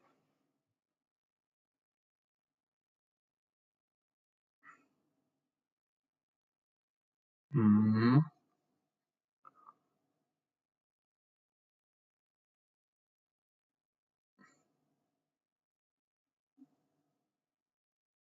Küsten vorkommen. Im Flusssystem des Rheins kommt er natürlich hinab bis zur Mündung der Ill bei Straßburg vor. Subfossile Funde weisen allerdings darauf hin, dass die Art ehemals auch weiter nördlich im Rhein sei, nun die Nordsee vorkam.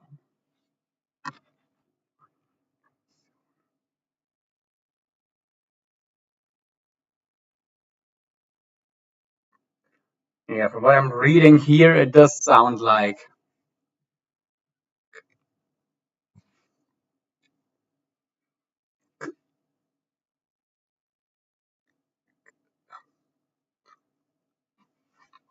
they used to be native through larger areas of Europe, even into Western Europe, although never to the Iberian Peninsula. Oh, boys, you need to. There, yeah, Wikipedia definitely needs to update their stuff. What?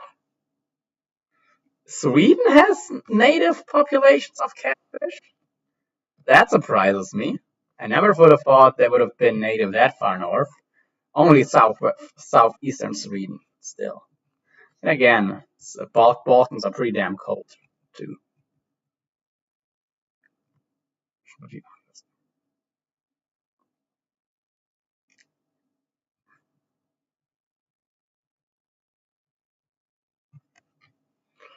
Only the top half of the Scandinavian ice sheet covered Germany. Yeah.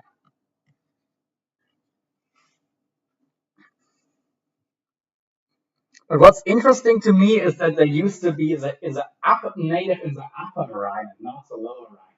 No, actually that makes sense. That makes sense. So here where I live in the Rhine, there used to be non-native, but it actually used to be colder here, likely because well here maybe not so much, but yeah, there in the southern Germany, because it has the fan effect, like around Stuttgart and stuff.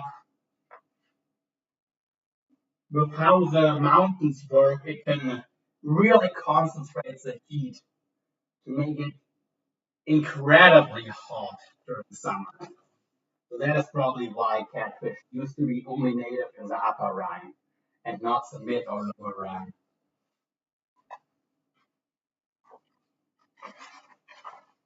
But they really do need quite warm water to breed successfully. Almost as warm as, or at least as warm as carp. It's a similar story with carp, really. Carp also need quite warm water to successfully breed, but not quite as warm, if I'm correct, as catfish. But catfish, they really need like 24 degrees Celsius for at least 2 weeks straight, or they're they either won't breed at all or at least not successfully. Which in a lot of areas it only gets to like 20 degrees at most water temperature. Some bodies of water you only get even in the middle of summer. In Germany, you never get over 18 degrees. And Scandinavia, of course, is worse. Wonder if whales' eggs are tolerant of duck and goose intestines like bullhead catfish. They get transported everywhere. Well, there's one big problem of that. That's papa whales. They do build their nests relatively shallow, but you have 1 to 2.5 meter male catfish, like that's a 3 to 8, 9 foot male guarding the nest. There's not going to be a lot of birds that make it to the eggs, you know. Native animals are human history dependent. Someone in future would think carp and brown trout are native here. But they though, don't you think they could know, they could find out that they're a European or a Eurasian species that was introduced by humans? Like, I don't consider anything brought by humans at any time to be a native species. If humans had their hand in establishing the species, it's not native. That's how I see it. I don't care if it was 500 years ago, even 1,000 years ago. I don't consider it a native species. I wouldn't even consider dingoes a native species in Australia. They've been there for at least 5,000 years, maybe even 30, 50,000 years. They were still brought there by early human settlers. So, okay, that's like dingo would be like the only one where I might be able to say, okay, we can maybe treat them as a somewhat native species, but even there, I'm not sure. But definitely anything that's just been here since Americas were discovered by Westerners, I don't think it's a native species. But that's me. Like I said, that's me. You don't have to agree, but yeah, I don't really support. Like I would consider brown trout in North America an invasive species. Not just among native, I consider them invasive, especially in areas with no native trout. There, I think it's even worse. Because in river systems that do have native trout or char species, they might compete with your native trout, which is not good. But at least the rest of the ecosystem is used to having predators from the trout family in it. All the lakes in the central and northern US and stuff was introduced brown trout that never used to have any big fish. You're introducing a whole ass predator, a top predator, into an ecosystem that never used to have a big predator. That is ecological genocide. I'm sorry.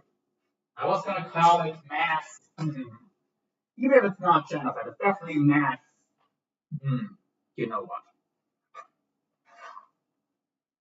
So I think that is actually a terrible practice. And I would encourage anyone to not release a single brown trout caught in these areas.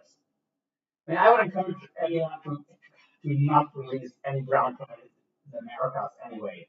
Just like I would encourage anyone here to never release any rainbow trout. We have we have the same issue with rainbow trout and brook trout, which really is a brook char, but yeah. And yeah.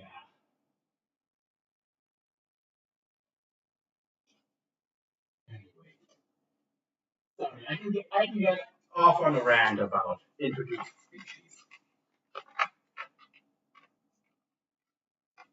But I guess catfish are somewhat native here, so it might not be fair to treat them as a completely invasive species.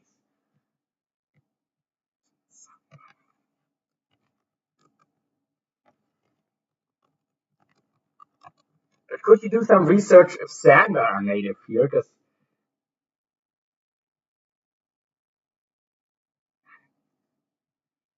that's not what I'm. Because I don't think they are truly native.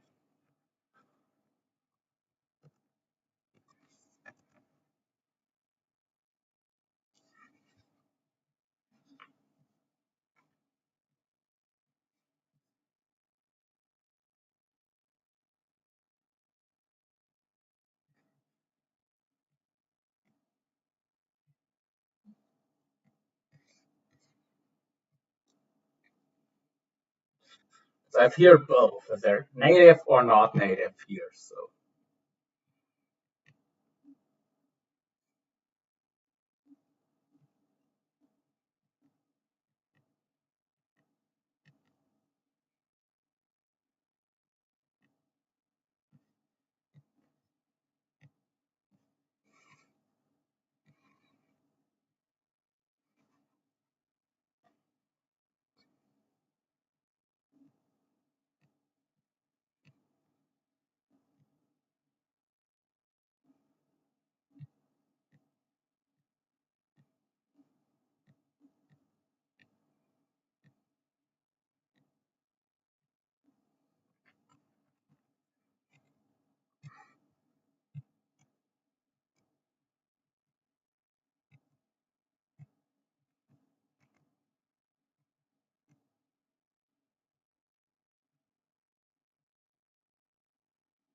Mhm.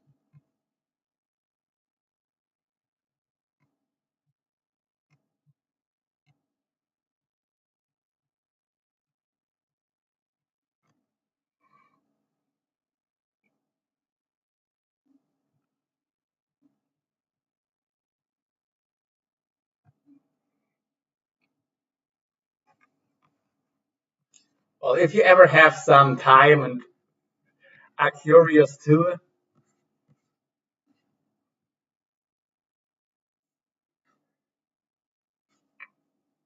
let me know if because I'm not really finding any proper information if they're truly native here,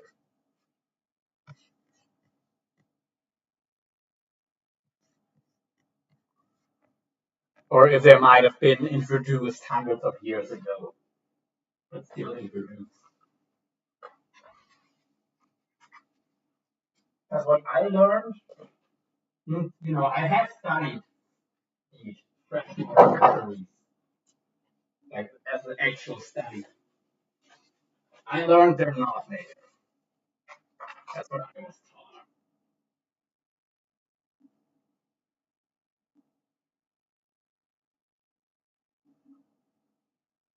They're only native in Eastern Europe.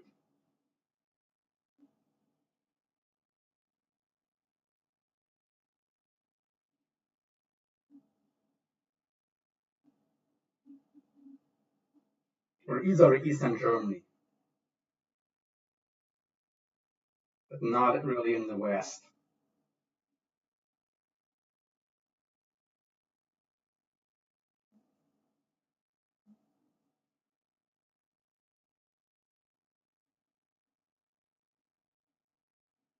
I don't really care what the local fisher authorities say, but I care about is a species truly native in the Rhine? Like, are standard native to the Rhine and Neckar, or are they an introduced species? That is something I would be very interested in learning, because if they are a native species, I'm gonna treat them with a lot more respect, like, and I'm only gonna keep sloth-sized fish. If they're native, if they're introduced species, I'll keep any size that is legal to keep. But if they are native, then I'm only gonna keep a sloth size, and let all the big fish go. Brown trout are phasing out the native brook trout in the East Ontario, Canada. Yeah, that's why rainbows are pushing out all the southwest rare trout. Yeah, like you mean like cutthroat and stuff. Far northeast Russian steelhead are the same as Alaskan to Washington steelhead.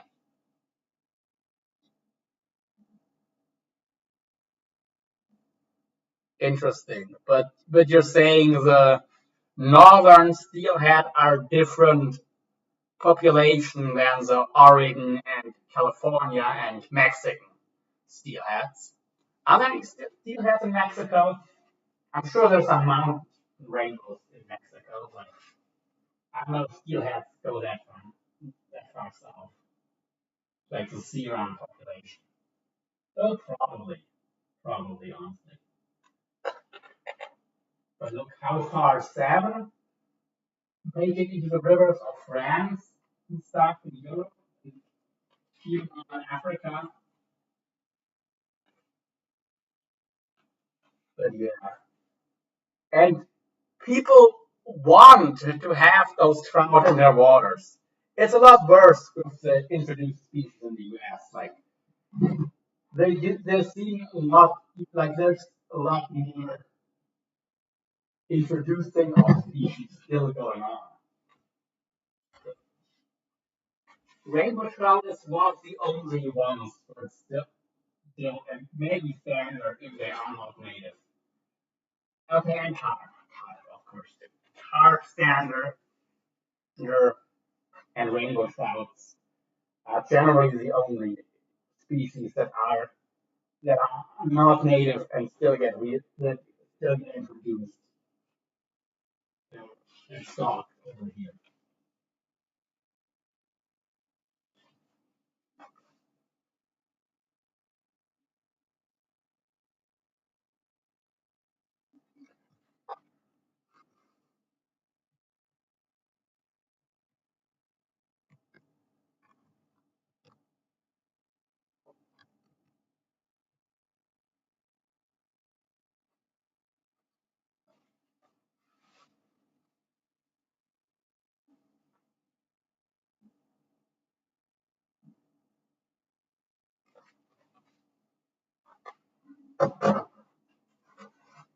I guess honestly, that brown trout are phasing out brook trout is probably a reason why we don't have char taking the role of trout over here.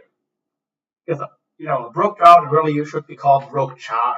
That's actually what they're called in German, Bachsaibling, which is the German word for char. Because of course we do have lake char, like well, yeah, European lake trout or lake trout, if you want to call them trout.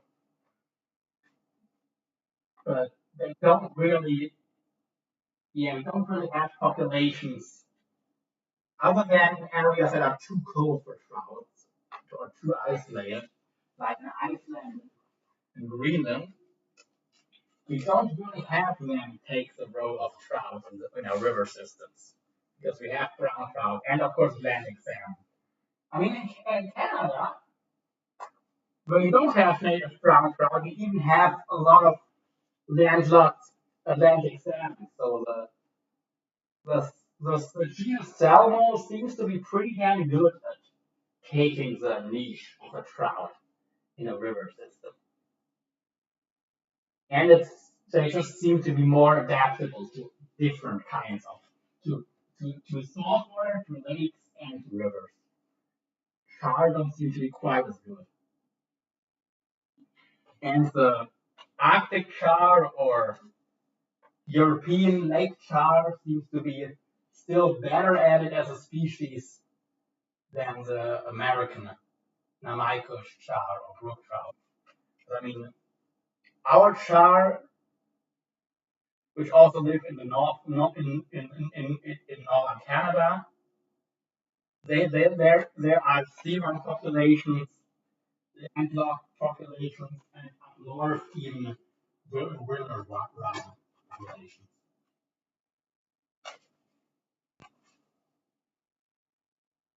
So it is kind of interesting.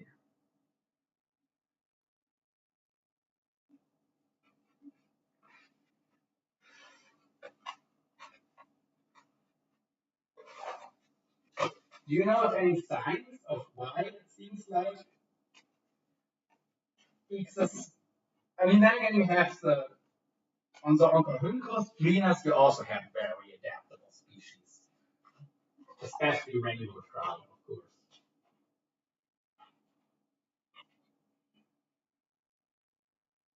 But it almost seems like if it's not a rainbow trout, then the salmon genus seems to be a little bit better at taking the places. Well, actually, it's okay.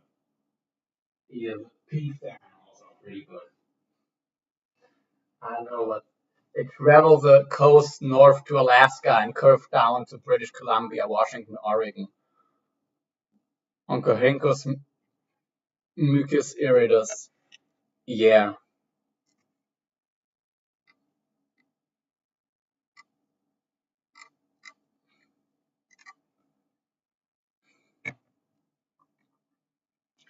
Do you think climate warming could play a role in why brook trout get phased out? Because they are in the genus Salvalinos, which is famous for as a cold water species, cold water for cold water fish, and they seem to be doing well where it's too cold for trout to get a good foothold.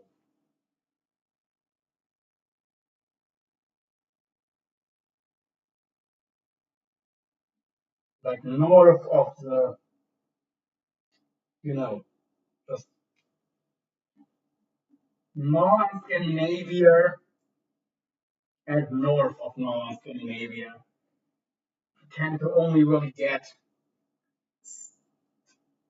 and in northern Canada and north of that, you only really tend to get the different Salvalino species.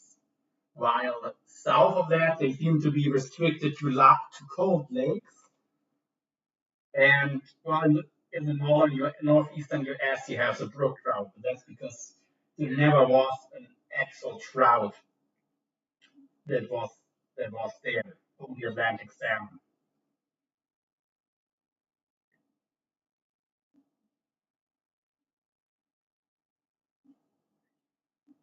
I mean, I know they're not in aquaculture, for example. They are harder to breed, and they don't have the same growth rates and stuff like that. And you lose more fish, so that might be part of the reason why they're not as good at competing. If an area allows for trout to live, it seems that they don't do that well. If an area is so cold or so isolated that trout aren't present, then they seem to thrive. Japanese albacore travels straight through the Pacific, and our Oregon cod albacore that we eat here. Yeah, that is wild stuff, isn't it? I mean, the Pacific is freaking big. The Atlantic is big, but the Pacific is like twice the size of the Atlantic.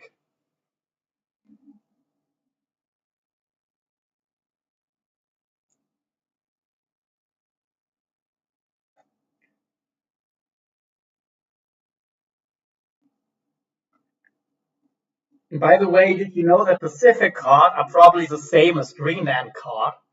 So they are, it's actually one species found in both the Atlantic and the Pacific. But it's an Arctic species, so in the Arctic, of course, it's a lot easier to cross because the Arctic Ocean kind of connects Pacific and Atlantic if you're cold adapted enough to make it that far north.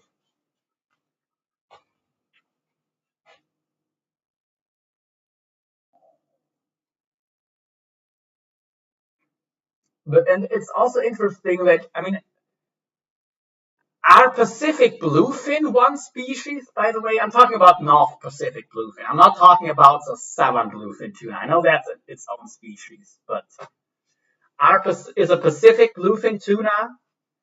Is it one population, or do you have distinct east and west populations? I know with the Atlantic bluefin, it's split into two populations. The ones we catch here in Europe and all the way down to South Africa, but also on the Mediterranean. And then you have the western population from Canada all the way down to Argentina that spawns in the Gulf of Mexico or in the Gulf, let's call it the Gulf, to prevent any political discussions.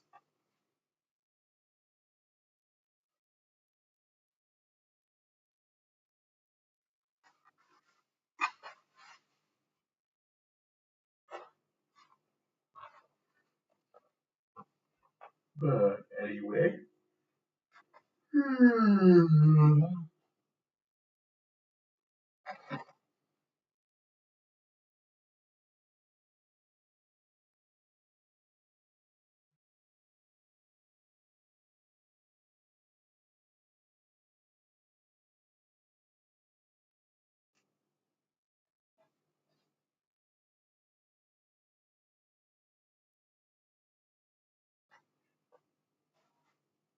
let's bring you this drink one out.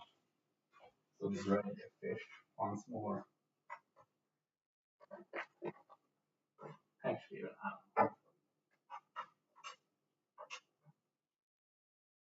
actually, yes. Let's do that. But with a twist. I'm gonna coat this table.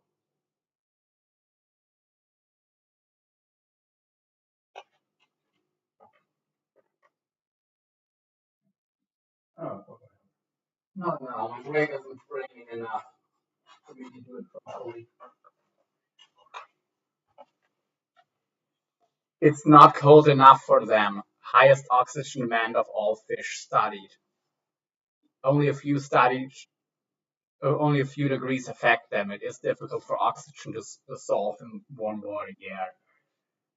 That must also be why in Europe, further south, they're only found in, no, of course not brook trout, but the Salvelinus alpinus, Arctic char or lake char, they're only really found in alpine lakes south of Scandinavia, south of northern Scandinavia. They tend to be, they tend to only really be found in alpine lakes.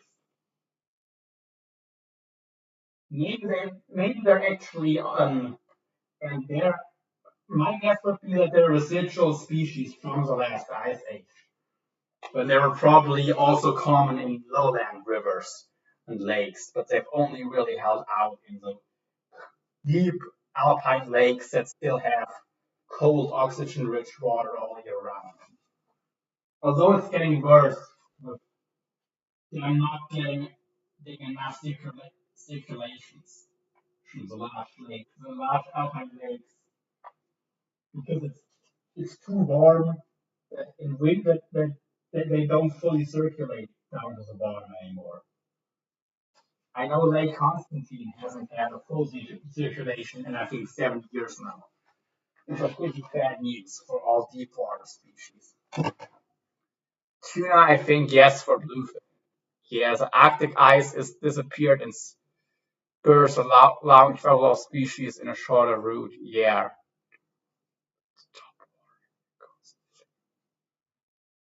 Travels atop water constantly. Interesting. Yeah. Yeah.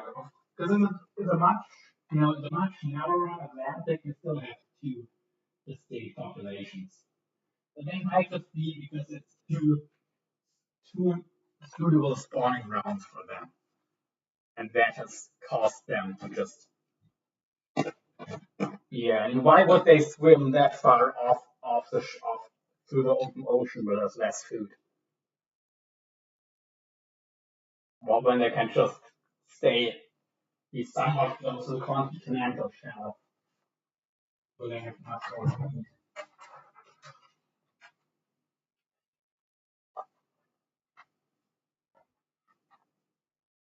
Anyway, they mix in the middle. Okay, so there are different because here, yeah, with Atlantic, the Atlantic bluefin they don't really mix. They have some overlap, but I mean maybe there is a little bit of mixture, but not that much.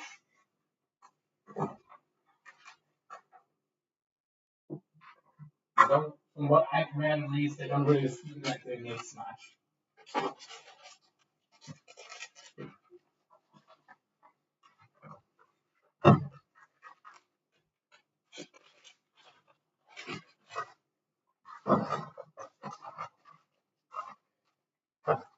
Because they only have a very small overlap in the middle of the Atlantic, where there's not much for them to do, or not much reason for them to spend time.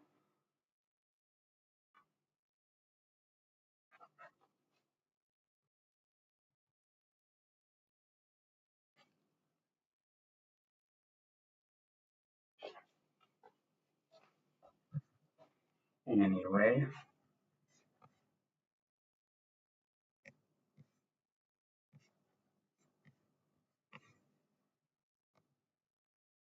they go north to below Great Britain, famine south again, which is a shorter route.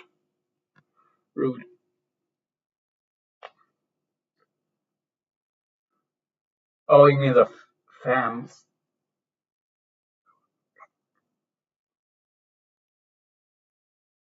Oh, then south.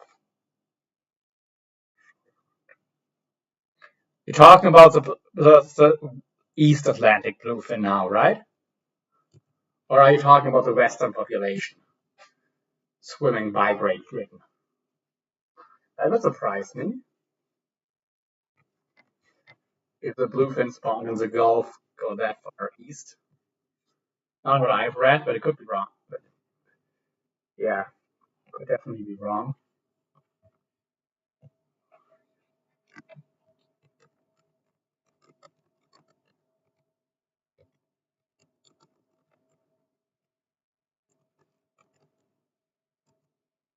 Anyway, it's time for me to eat something. I'm not really in the mood to cook.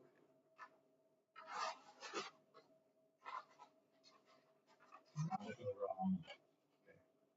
I think it might have been already cooked, and I could just eat it as is. I could make some fish.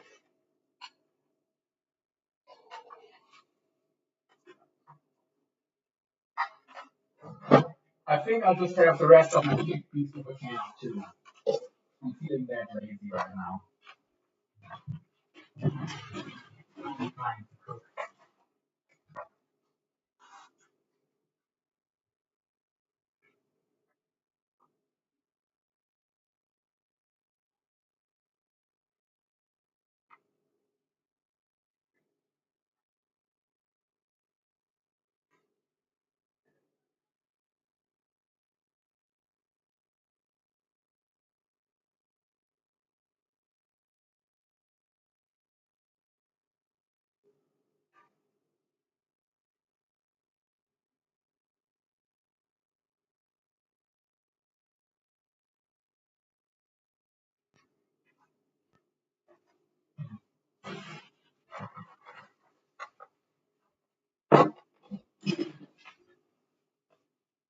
Bluefin in NJ, New Jersey are the same as Brazilian and Australian bluefish. Yeah, same as Australian. Well, I thought so, but like the same species or same population?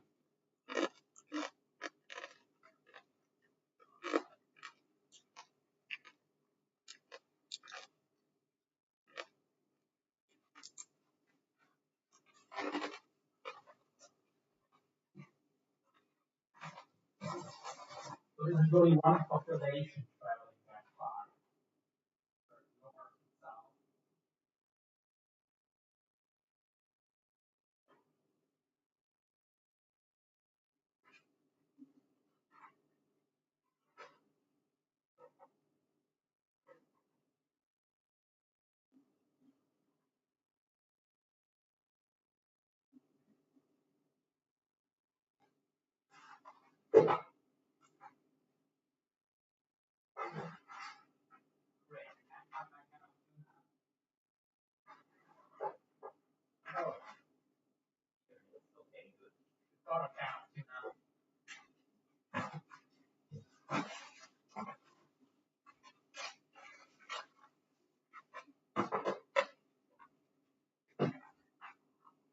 Actually has some smoked mussels as well.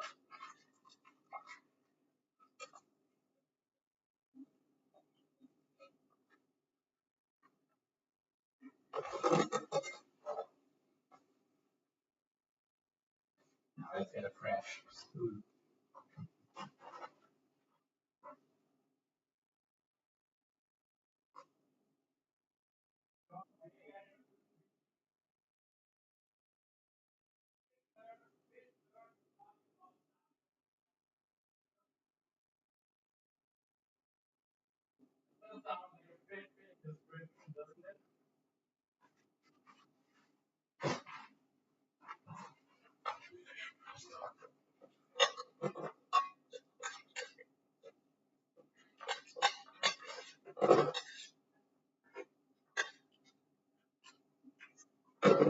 Mm-hmm.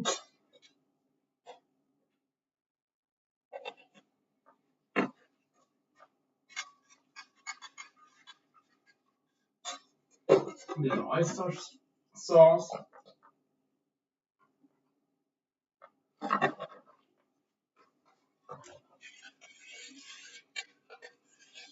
But nothing is like tuna. Bluefish are with high oxygen demand muscle, like mackerel and tuna, and can swim fast and far. Gotcha, but nothing's like tuna.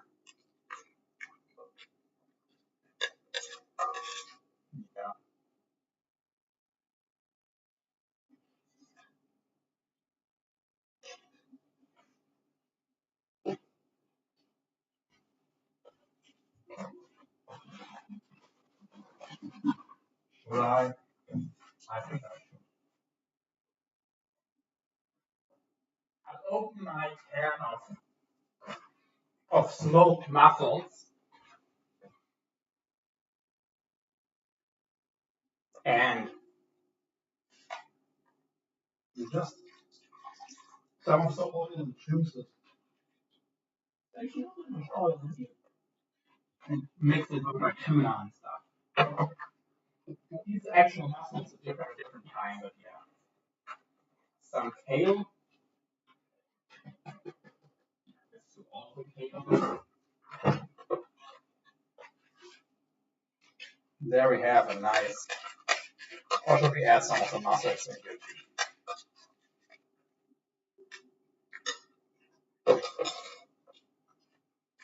I think we should.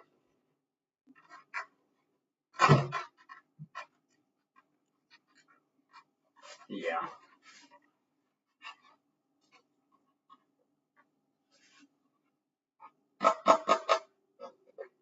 Canned fish delight.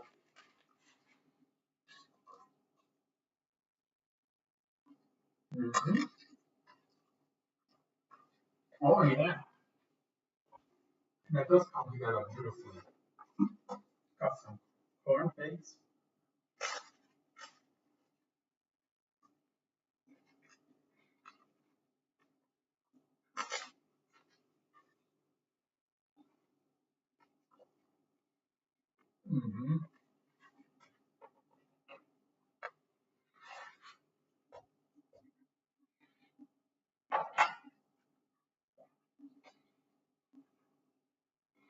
To me, those smoked mussels are kind of like smoked salmon in the best way possible.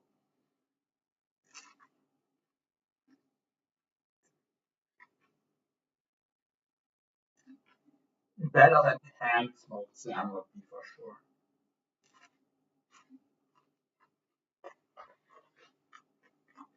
Mm-hmm.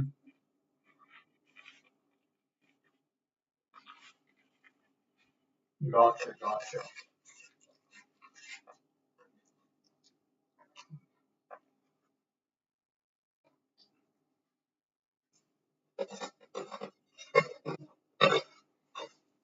I guess it explains why there's such a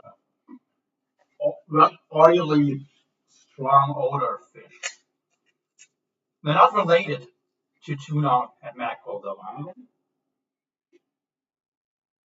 they? Just conversion evolution.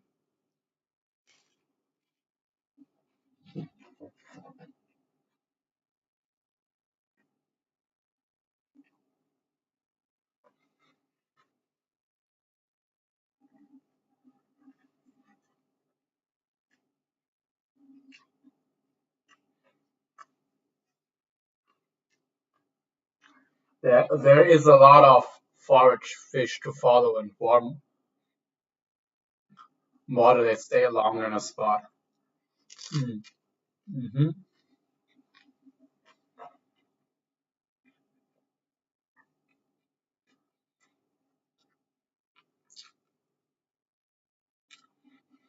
Do the larger fish handle cold water better by any chance? Because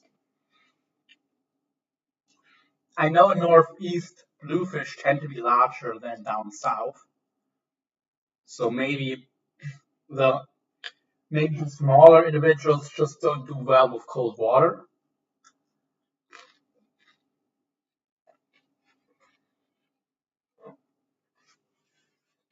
I don't know.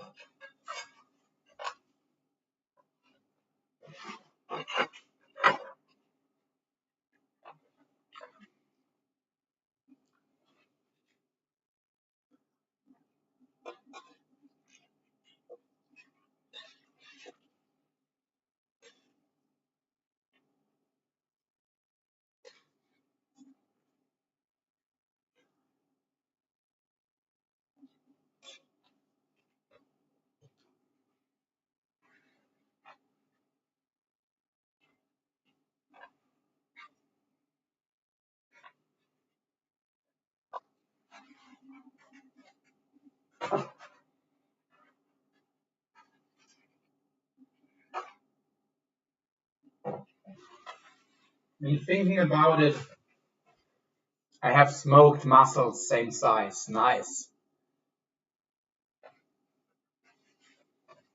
Yeah, what was I? I don't know. Did I even say something?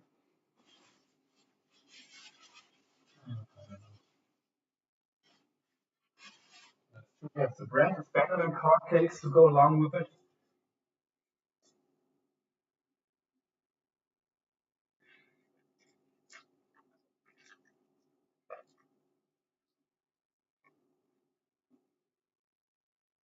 Mm-hmm. It probably is.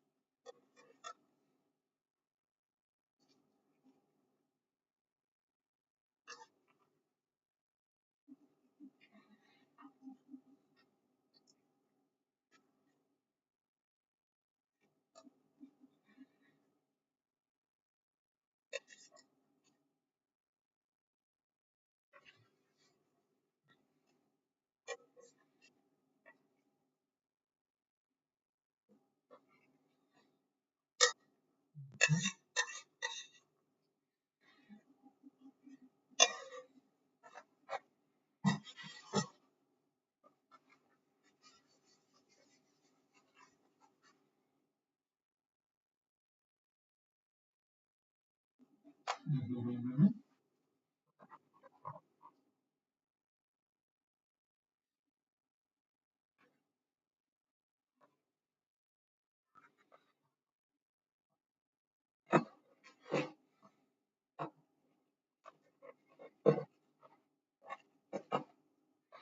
This is gonna be my eel specific box.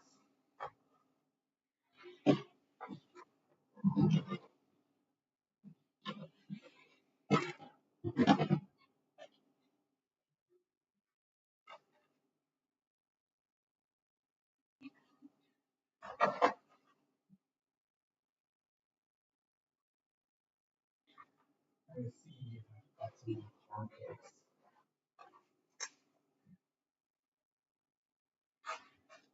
Anyway, I'm reading fish smoked herring in a can. I'm guessing.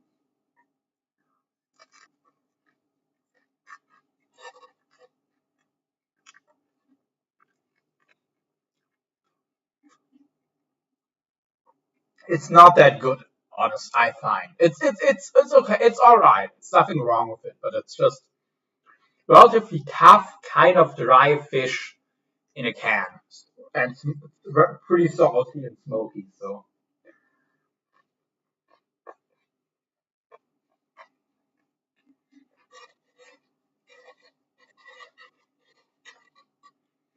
there's just a lot of fish that I find nicer.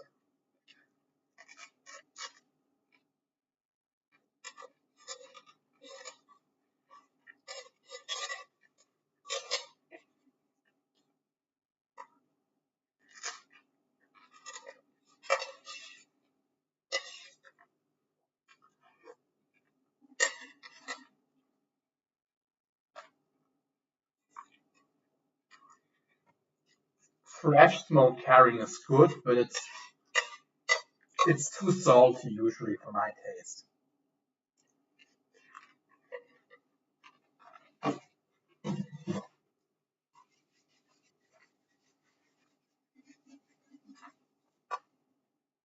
By the way, here herring, smoked herring is called Bückling in German, has its own name over regular herring.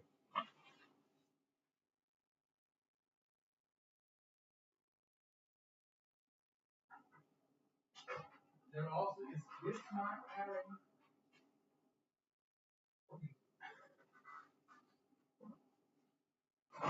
Hmm. All kinds of things. Of course, Matthias, which is actually a Dutch name that's also used in German.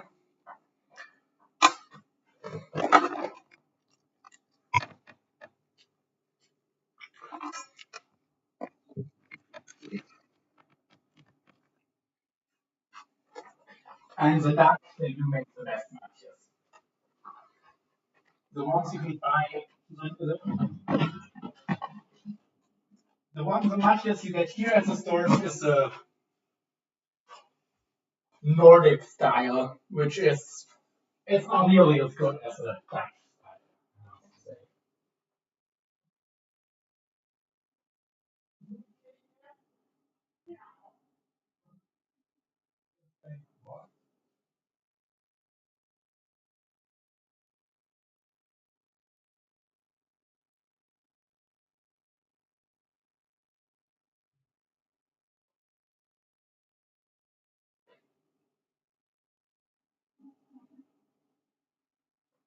If you do ever get to the Netherlands, get Matthias.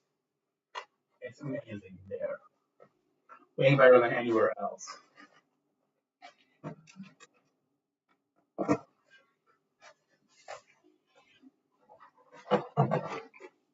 This is not trashing. Now it is. Okay.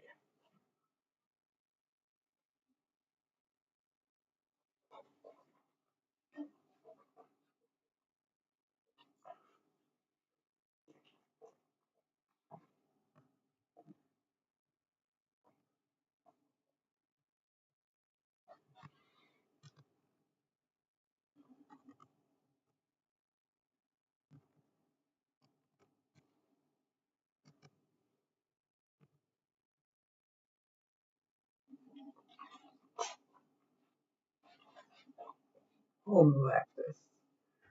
I don't even know what a matcha fan is, and we don't talk about politics.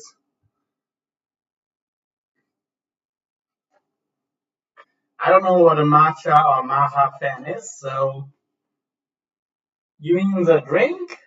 But that's matcha, not matcha.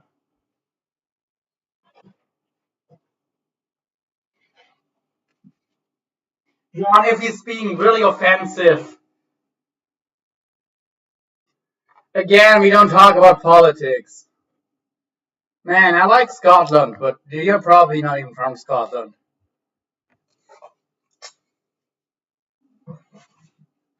If you're saying something bad that I don't understand, John, feel free to come out.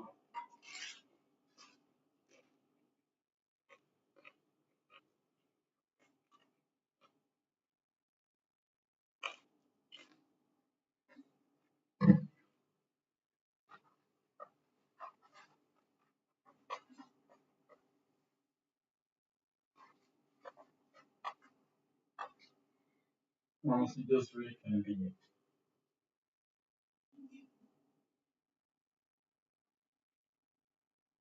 Just for me.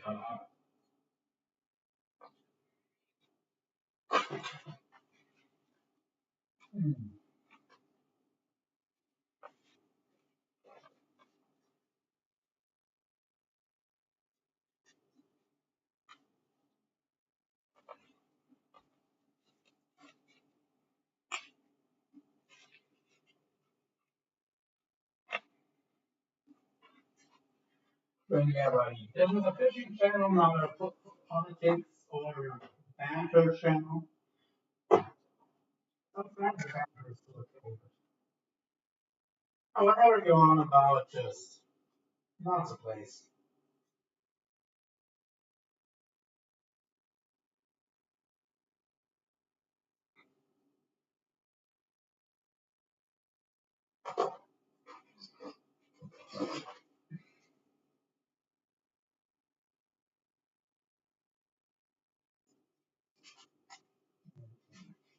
Okay, this is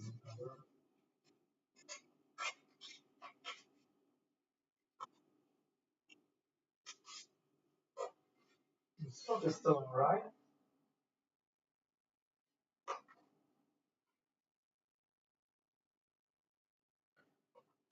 Pliers are crap. Let's just use a plier. That'll do.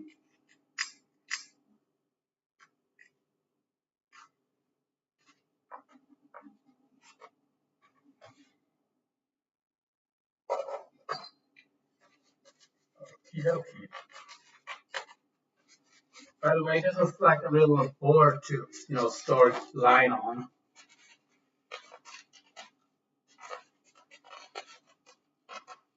Now I know what kind of brick this was. Oh, bad one, but still. Keep this. This goes in the trash. Line on, line. Bad pussy. Don't scratch up my bench, my dumbbell bench. Hmm?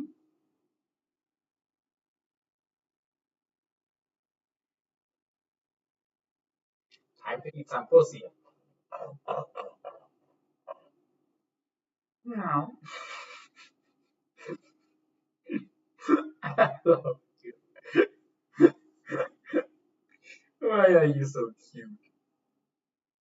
Hmm.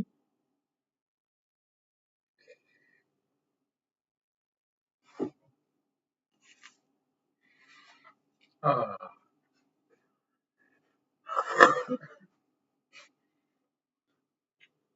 okay, I don't know what a Maha fan would be, but in case it was something bad, let's not leave that in. Lila, baby. What am I gonna do with you, sweetie?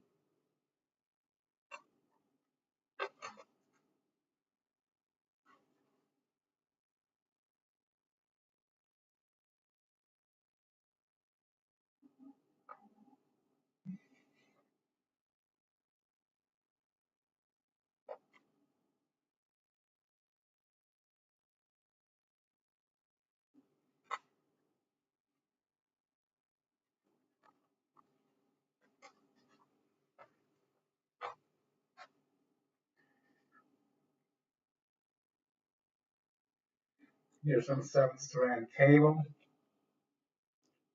The only I'm really going to use if I'm thinking I know I'm going to break off a lot. Hey, baby.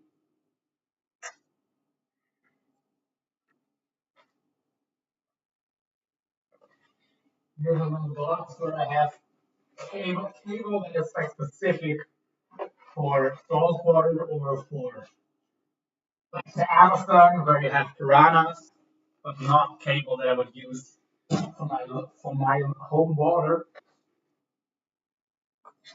And you guys finish our food. Don't worry, Lila. You're not part of the food. You don't really seem to care.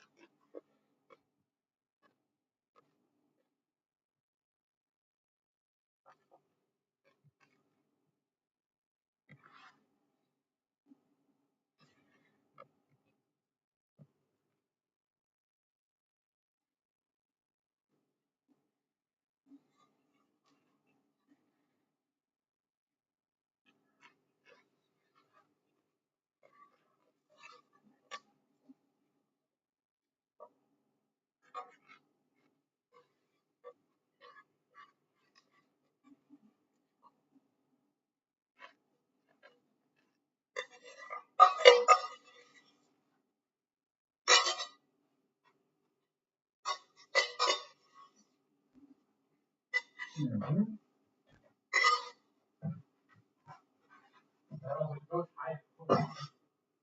These are relatively low carb, low to moderate fat meal. Now, you should start getting some shit done. You're not good at getting shit done. Waste anyone's notice. I'm the best person in emergency. I'm not that good for day-to-day life.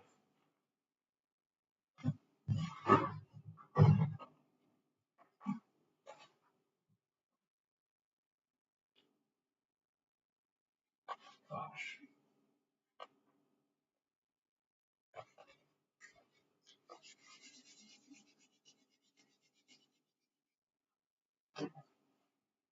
This is 120.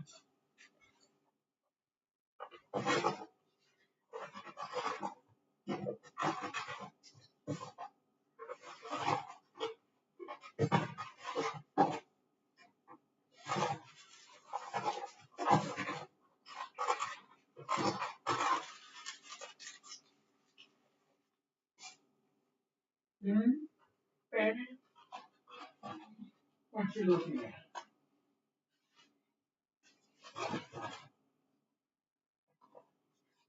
I know you guys can't see the cat. Yeah.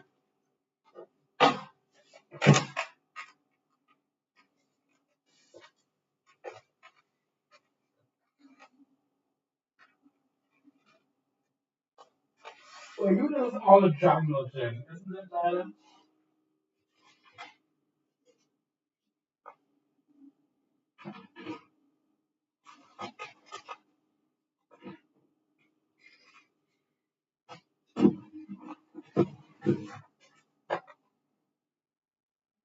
Here, here's some soft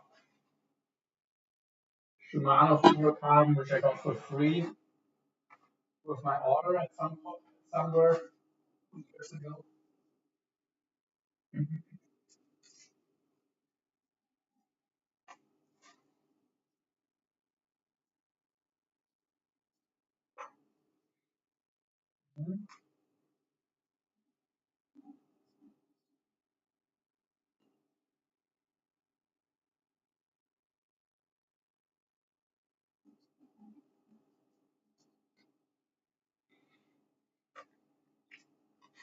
Make sure that doesn't go in there.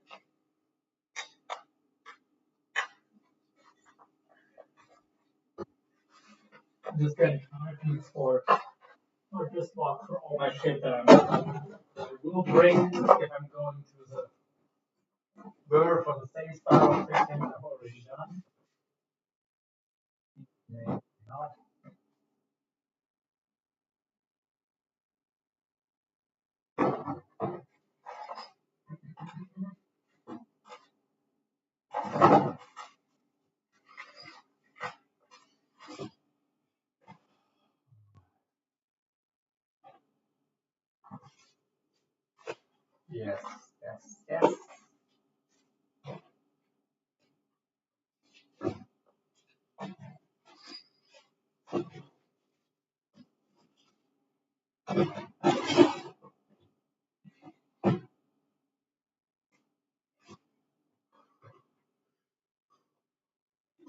let's get this fleet out, and then I think I'm going to end the live for now because I'm not feeling the best. I don't know what's like something specific. Nothing specifically. I don't know what it is. This is really not feeling well.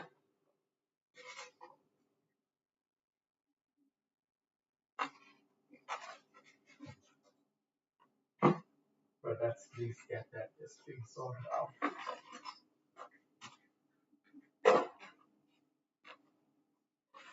I'll use this mess for the rest of the day. That's what I'm looking at. But me, it's the rest of the day. It's already 1 or 2 a.m. It's 1 a.m. So yeah. I don't know if I'm gonna be up all night or if I'm gonna get some sleep. We'll see. How many hooks are left? 2 in this entire package, and it's 10. So we ran through 10 hooks yesterday.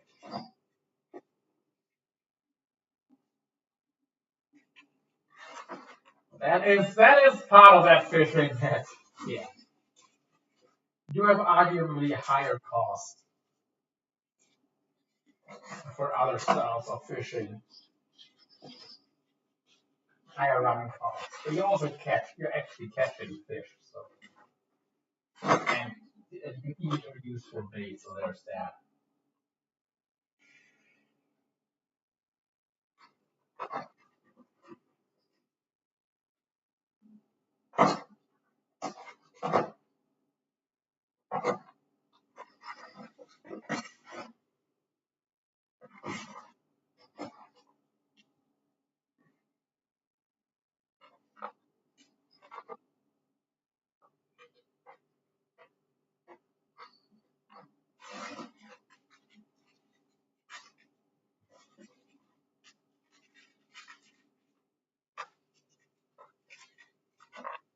It's trash.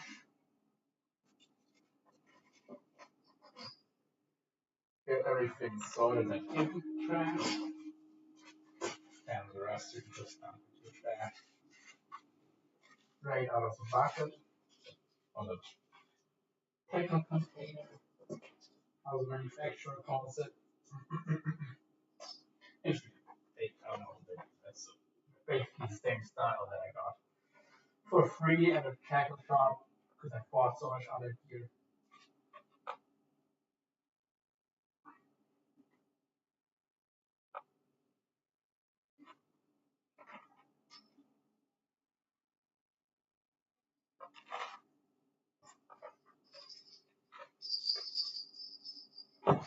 Alrighty.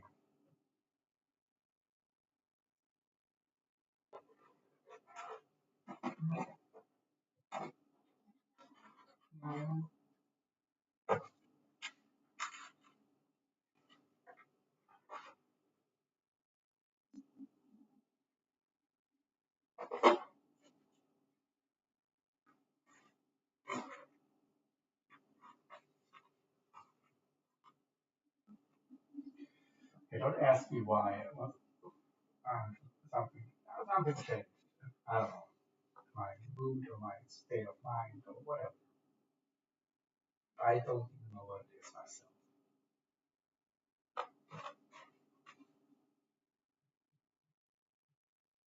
Which is kind of scary.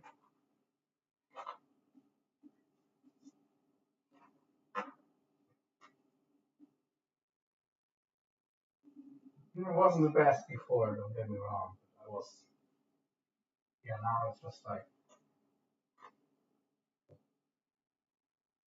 I'm getting close to shutdown or something.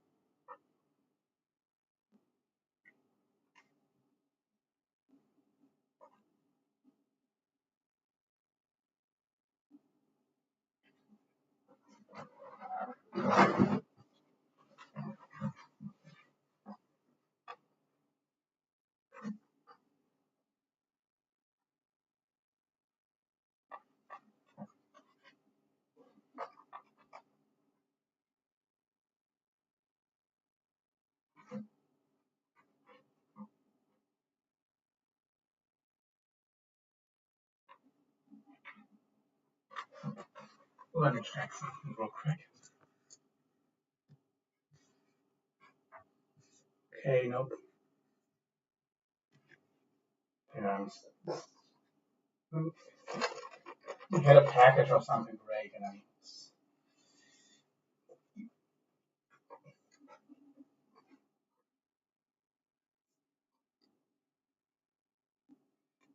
put all these little anti-tangle booms lying about.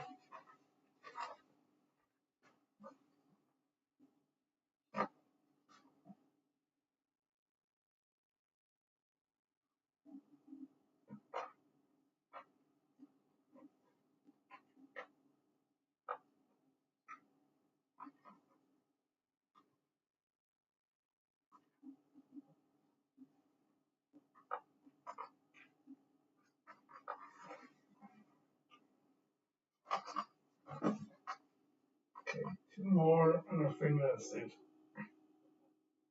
I'm gonna give it a look over, but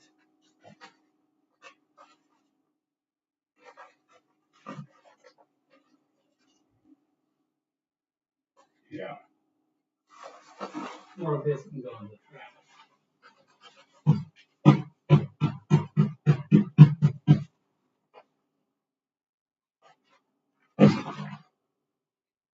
This would probably use a lot of rings, but anyway. Alright, well, see y'all soon.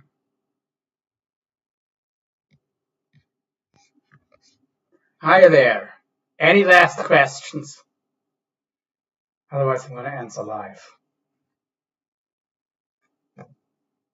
10, 9, 8, 7, 6, 4, 3, 2, 1.